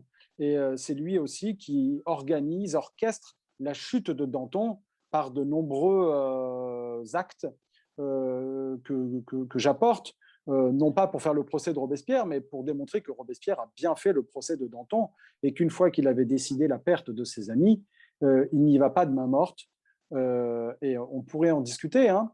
Mais c'est étrange comme une certaine historiographie, celle d'Albert Mathiez au début du XXe siècle, a voulu gommer, cacher.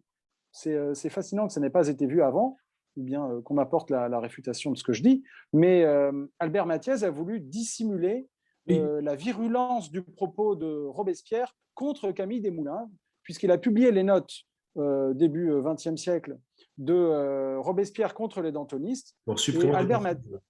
Albert Mathiez a supprimé 2 passages où Robespierre s'en prend, mais férocement à Camille Desmoulins, et Albert Mathiez a gommé cela, parce qu'il est conscient, en fait c'est révélateur de quelque chose, c'est qu'il est révélateur, cette suppression est révélatrice d'Albert Mathiez, conscient du problème qu'il y a moral permanent avec Robespierre envoyant à l'échafaud son ami d'enfance. Et effectivement, Robespierre assume pleinement, lui, ce sacrifice d'un ami, parce que ça doit lui coûter. Mais pour Robespierre, c'est la démonstration qu'il est vraiment un député dans la veine antique à la Brutus, qui sacrifie son meilleur ami. Mais on n'est pas longtemps l'ami de Robespierre quand on va contre ses opinions politiques. Et tous ceux qui ont affronté les foudres de Robespierre, que ce soit Pétion, ou que ce soit Camille Desmoulins, ou Danton, ou même Lucile Duplessis, l'épouse de Camille Desmoulins, elles ont connu le baiser de la guillotine. Et d'ailleurs, dans votre livre, enfin, vous en avez parlé rapidement, mais quand Robespierre sauve Danton d'Hébert, après vous montrez par stratégie, par petites touches, comment Robespierre va attaquer par la bande, par des amis, puis ça va être monté crescendo jusqu'aux attaques finales. Je voudrais qu'on parle très rapidement, si vous avez encore du temps, de Robespierre et de Danton. Là, j'ai une question plus sur Robespierre. On dit souvent qu'il est un tyran et un dictateur. J'aimerais avoir votre avis, vous savez, sur cette fameuse phrase parce que j'ai exercé un 12e d'autorité, on dit de moi que je suis un dictateur. Qu'est-ce que vous en pensez? C'est-à-dire que, est-ce que oui, il était membre d'un comité où il y avait 12 membres, ou est-ce qu'on peut considérer que cette phrase elle est un peu excessive, parce qu'on sait très bien qu'autour d'une table, même s'il y a 12 membres entre guillemets à égalité, il y en a toujours un qui est prépondérant par rapport aux autres. Donc, est-ce que Robespierre peut-il être vraiment considéré comme un dictateur ou pas? Non, le qualificatif de dictateur ne convient pas, pour une raison précise, c'est qu'on n'a pas conféré la dictature à Robespierre par un vote. Donc, il a exercé possiblement un despotisme de fait, mais c'était sous l'égide de la raison, de la recherche de l'égalité dans sa forme la plus quasiment binaire, exagérée. même si Robespierre donc a toujours bénéficié du vote de la Convention nationale.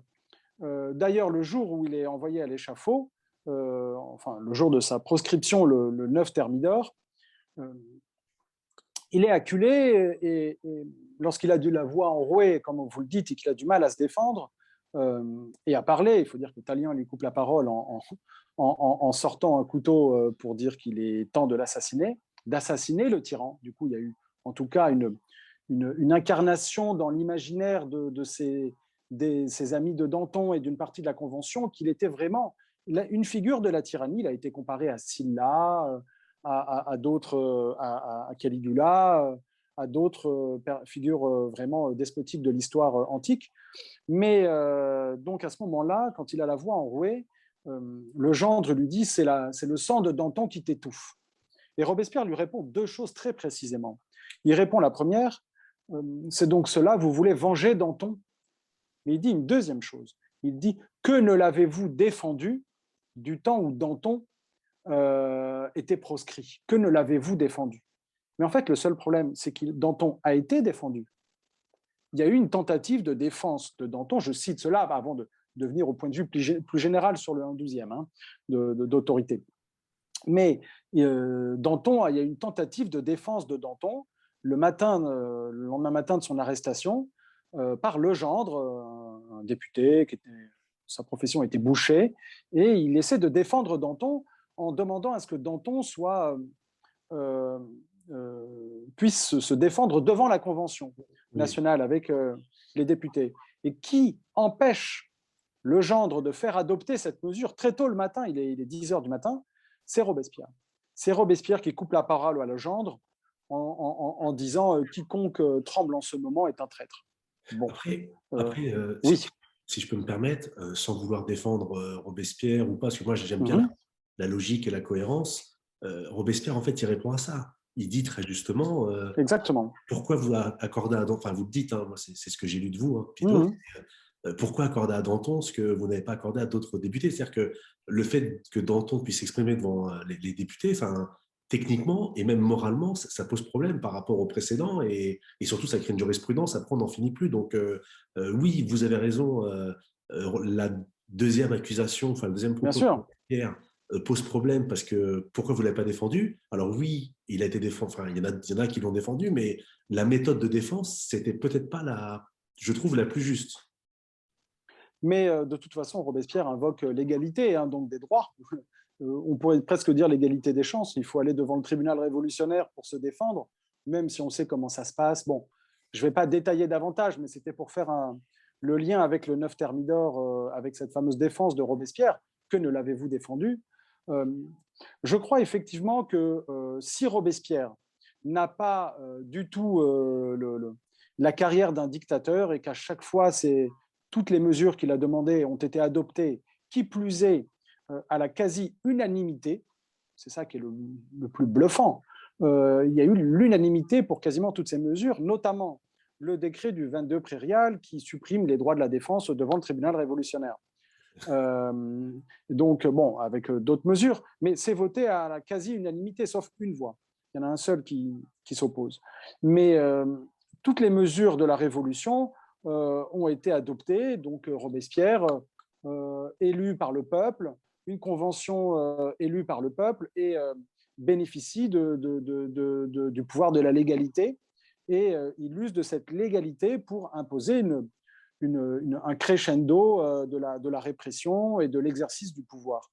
Parce qu'il a toujours recherché une chose précise, c'est l'unité du gouvernement. Sauf qu'il ne l'a pas vu venir, ou bien il ne l'a pas voulu, c'est-à-dire qu'il a été dénoncé de son vivant comme ayant une personnalité, et là on rentre dans les artifices de l'exercice du pouvoir, une personnalité despotique. Depuis son enfance, depuis sa carrière politique. C'est son ami Pétion qui le dit. Il a quelque chose de si clivant, de si moraliste, qu'il est prêt à des mesures extraordinairement radicales. Même si, comme je l'ai dit, il y a plus radical que lui sur sa gauche. Il va d'ailleurs défendre un grand nombre de prêtres, hein, pour leur éviter l'échafaud. Et c'est d'ailleurs pour cela qu'il est apprécié par le courant centriste, ou en tout cas la plaine, ce qu'on appelle la plaine dans la Convention nationale, parce qu'il rassure, alors que Danton, lui, était l'homme des insurrections. Robespierre rassure d'un certain côté, parce que, mais on peut dire que Robespierre, dictateur, je crois que c'est vraiment caricatural dans l'histoire. Pour autant, quand on étudie bien Thermidor, il y a toute une phase de la légende noire qui verse dans l'absurde, avec l'imagerie de Robespierre comme qui voulait se faire couronner, ou qui pratiquait des beuveries, qui participait à des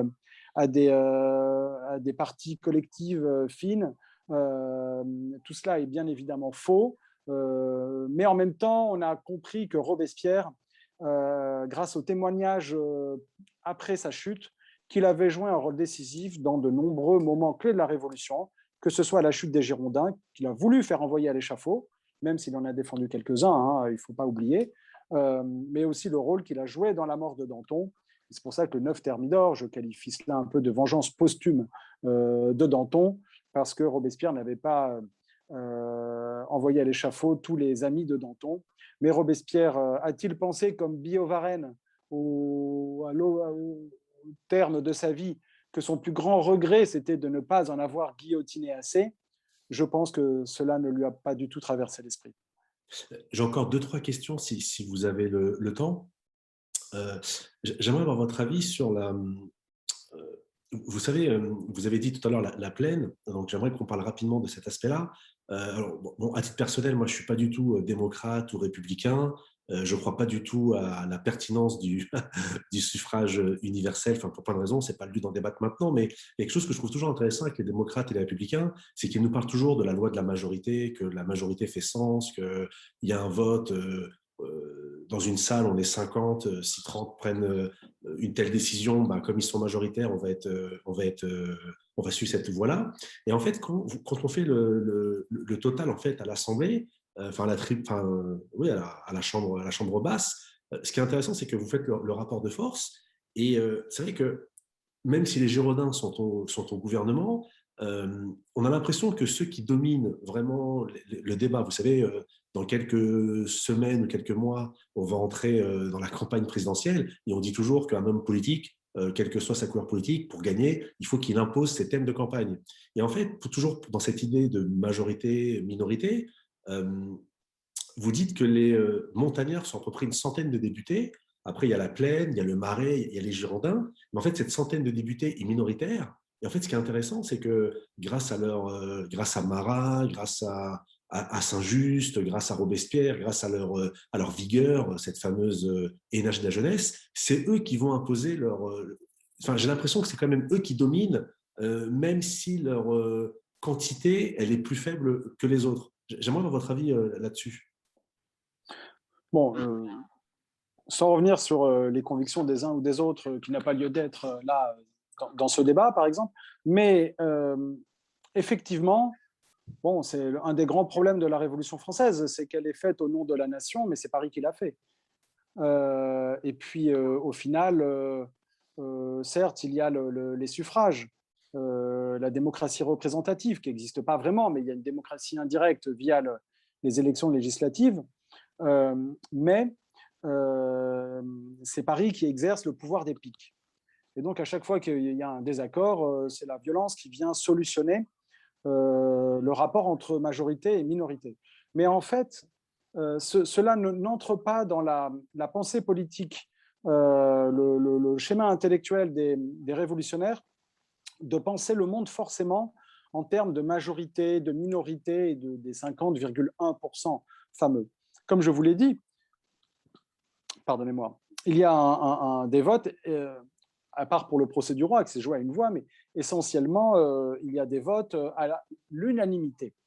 Donc c'est très bluffant parce que les Jacobins sont une machine à fabriquer de l'unanimité par le discours officiel, par l'élimination des voix dissidentes et par aussi la radicalité des figures charismatiques de la Révolution que sont les montagnards. Il y a Barrère, il n'y a pas que Robespierre, hein, il y a bien sûr Danton aussi. Mais par contre, il y a une vraie divergence de vue, je crois, entre Danton et Robespierre sur un point précis qu'on pourrait amener. C'est-à-dire qu'effectivement, Robespierre considère qu'il n'y a pas de point de vue majoritaire. Et c'est son idée dans le procès du roi, par exemple. Il dit on n'est pas là pour voter. Ce n'est pas une question de majorité, c'est une question de morale publique. Le roi est-il coupable? Il est coupable par nature, il est coupable par ses forfaits. Il ne s'agit que de le condamner, même pas de le juger. À l'inverse, Danton, lui, bon, il n'essaiera pas forcément de sauver le roi, mais il sera régicide lui aussi, il votera la mort. Mais il a une approche plus pragmatique de la politique. Et c'est pour ça qu'il y a deux discours de Danton et de Robespierre que je mets en parallèle, alors qu'ils ne sont pas forcément déclamés à la même époque. Danton, lorsqu'il est élu substitut du procureur de la Commune de Paris dès 1791, il fait un discours dans lequel il assume son autorité démocratique, la démocratie étant les urnes, mais aussi la rue, et il dit je m'adresse à trois peuples. Je m'adresse au peuple des royalistes, des contre-révolutionnaires, et eux, je veux leur faire la guerre, tout simplement. C'est la vie ou la mort. Je n'ai pas besoin forcément de m'adresser aux partisans de la Révolution, la cause est déjà acquise. Je m'adresse aux autres, à ceux qui hésitent à rallier les institutions de la Révolution, à rallier les idéaux révolutionnaires de 89 et la transformation du régime en république.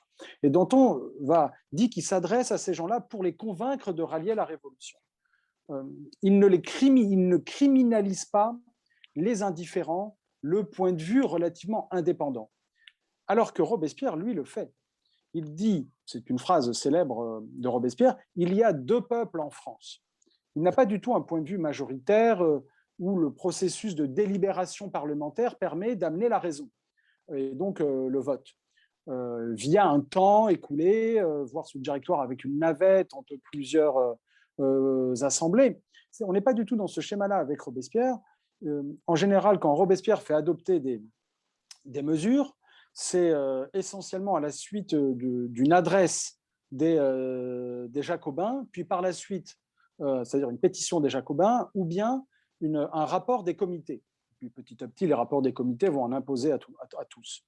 Mais à la suite du rapport prononcé par les comités, souvent par Saint-Just, Couthon ou encore Barrère, hein, qui joue un rôle majeur, Robespierre vote ou fait voter dans le sens d'une... c'est blanc ou noir. Il y a une vision binaire du politique. Et donc, effectivement, il appartient à cette philosophie antique et moins à l'ère du parlementarisme moderne qui est beaucoup plus incarné par Danton, par exemple. Danton qui est prêt, je pourrais citer cet exemple qui est très parlant. Il y a un seul débat parlementaire où Danton et Robespierre sont en désaccord. Bon, c'est lorsque Danton fait adopter qu'il est nécessaire de donner de l'argent aux fonctionnaires de l'État, aux généraux, aux soldats qui ont bien servi la patrie aux frontières. Il est nécessaire de les récompenser pour leur insuffler toujours plus l'amour de la liberté. Alors que Robespierre intervient à la tribune pour dire non, c'est soit l'amour de la liberté, soit la haine de la liberté. Il n'y a pas à encourager, il n'y a pas à récompenser un quelconque service rendu à la patrie. Le seul service qu'on peut rendre à la patrie, c'est de mourir pour la patrie. C'est ce que disait Napoléon, en quelque sorte. Et c'est là où Robespierre ressemble plus, j'allais dire, à Napoléon, où Napoléon ressemble plus à Robespierre qu'à Danton, parce que Napoléon, lui, le processus de vote sous l'Empire, bon, même s'il n'a pas la vision moralisatrice binaire et surtout pas sur la question d'égalité d'un Robespierre, mais il va y avoir ce point de vue très clivant, c'est blanc ou noir. Et Napoléon, que vous connaissez sans doute, dès qu'il y aura une opposition du tribunat, par exemple, il va épurer le tribunat. Il n'y a qu'au Conseil d'État encore où il y a une discussion entre jurisconsultes, mais on entre dans une bureaucratie, quelque chose de différent par rapport à la notion de majorité et de minorité. Et c'était aussi difficile d'aller contre l'opinion de Robespierre que d'aller, je pense, au sein d'un comité contre l'opinion de Napoléon. Donc, j'ai encore deux, trois questions très rapidement, si ça ne vous dérange pas. Il y a un aspect qui revient souvent chez Danton au passif, donc dans le côté critique négative, c'est ces accusations de prévaricateur, d'embourgeoisement grâce à la Révolution.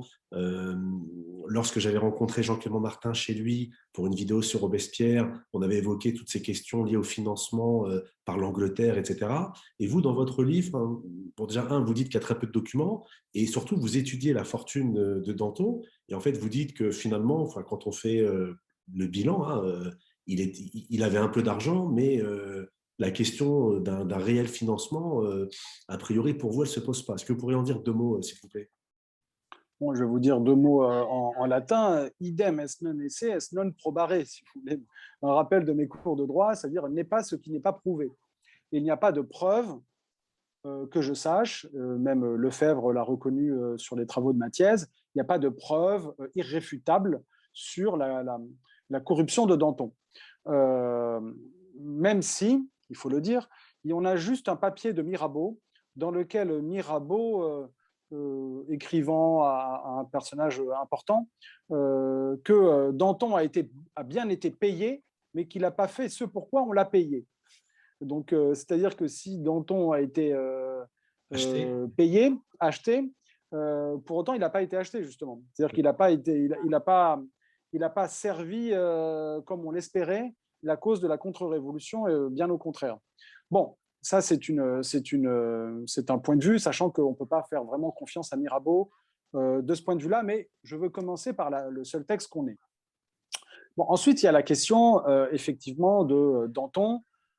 J'ai envie de dire, il y a quand même un lapin à lever dans cette histoire. Depuis le début, depuis 89, Danton est accusé de prévarication, d'avoir acheté des voix, et cela revient de manière redondante sous la Révolution.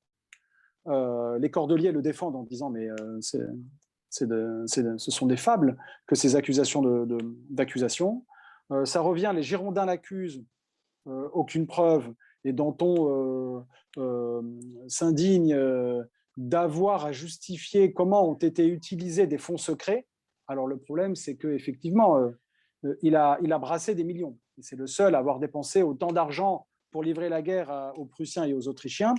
Et il n'a pas apporté si vous voulez, comme il dit, des quittances et des factures de chacune de ses dépenses.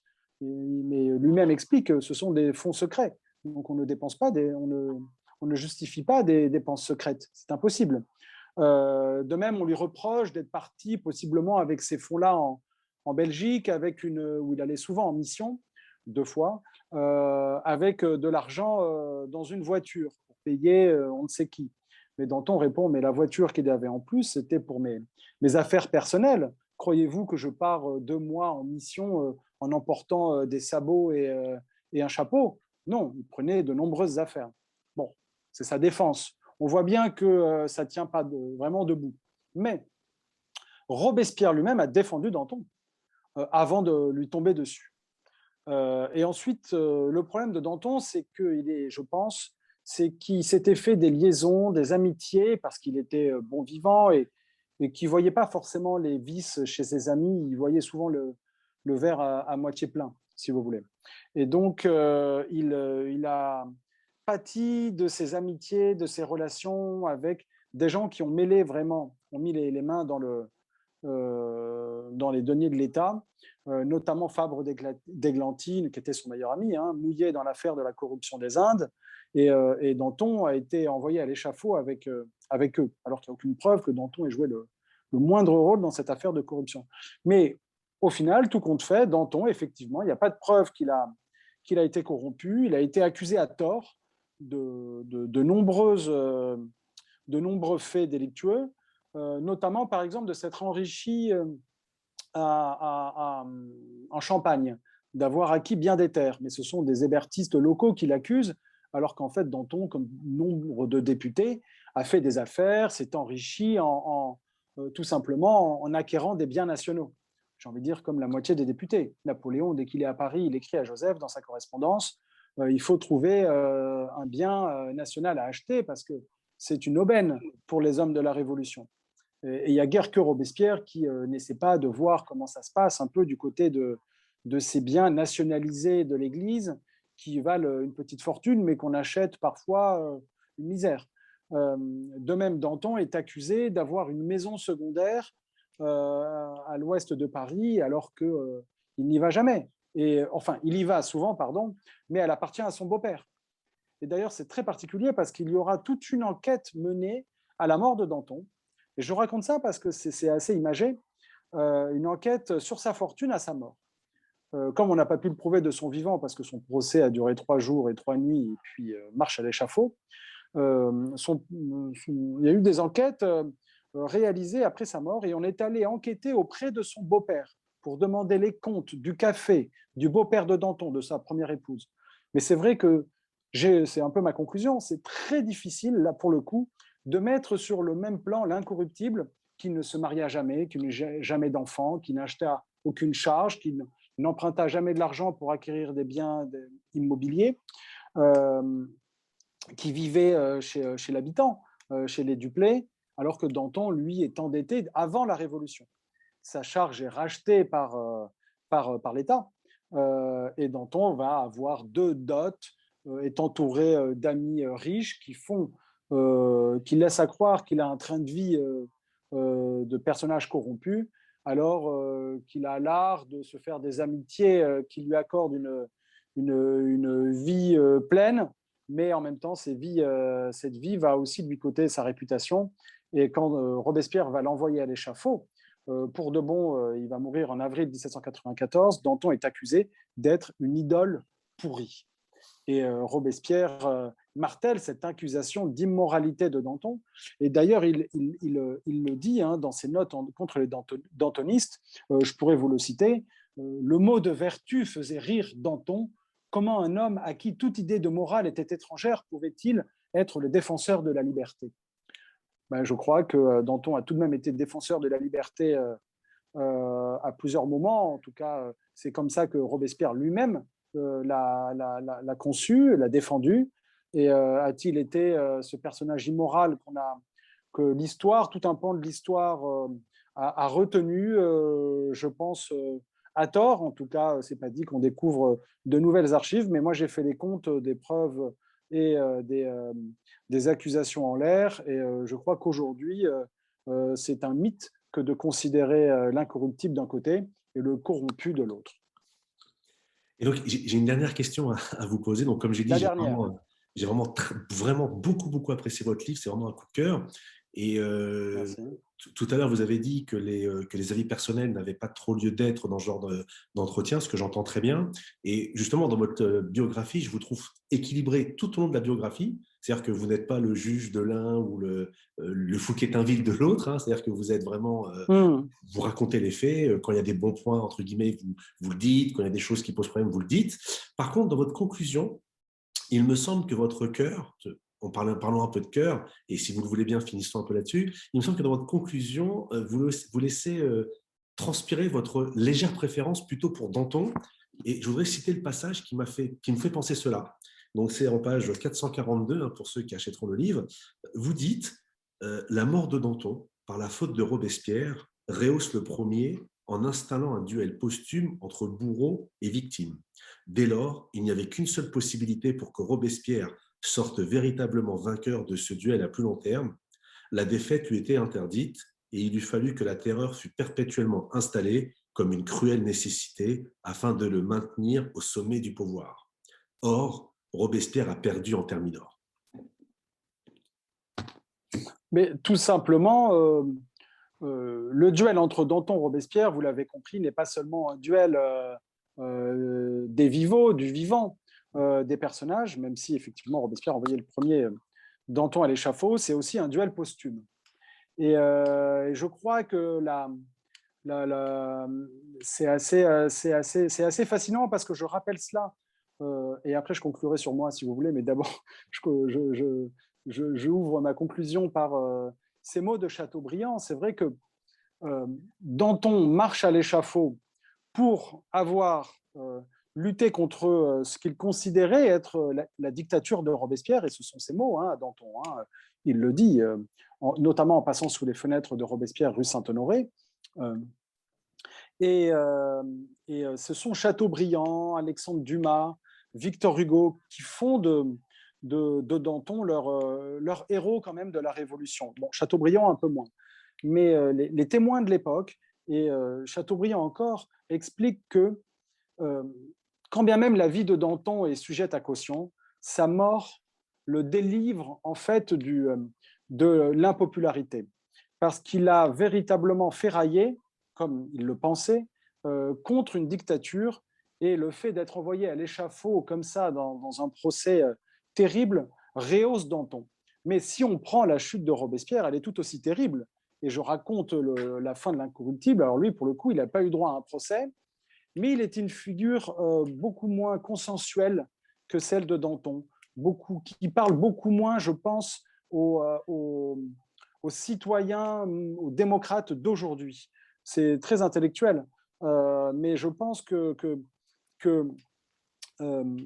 Robespierre est quelqu'un d'extrême dans ses vertus privées, et c'est donc admirable d'un certain côté, parce qu'il y a des personnages historiques qui ont versé le sang, mais qui ont aussi été des personnages qui ont cherché la pureté, et tout le monde ne le cherche pas, mais parfois ce sont peut-être les plus dangereux, ces ascètes dont on parle parfois. Mais je crois que Danton a quelque chose de plus vivant, de plus libre au final qu'un Robespierre, et on peut plus. Et je ne sais pas si c'est cela qu'on demande aux hommes politiques, c'est une question que je pose en fait.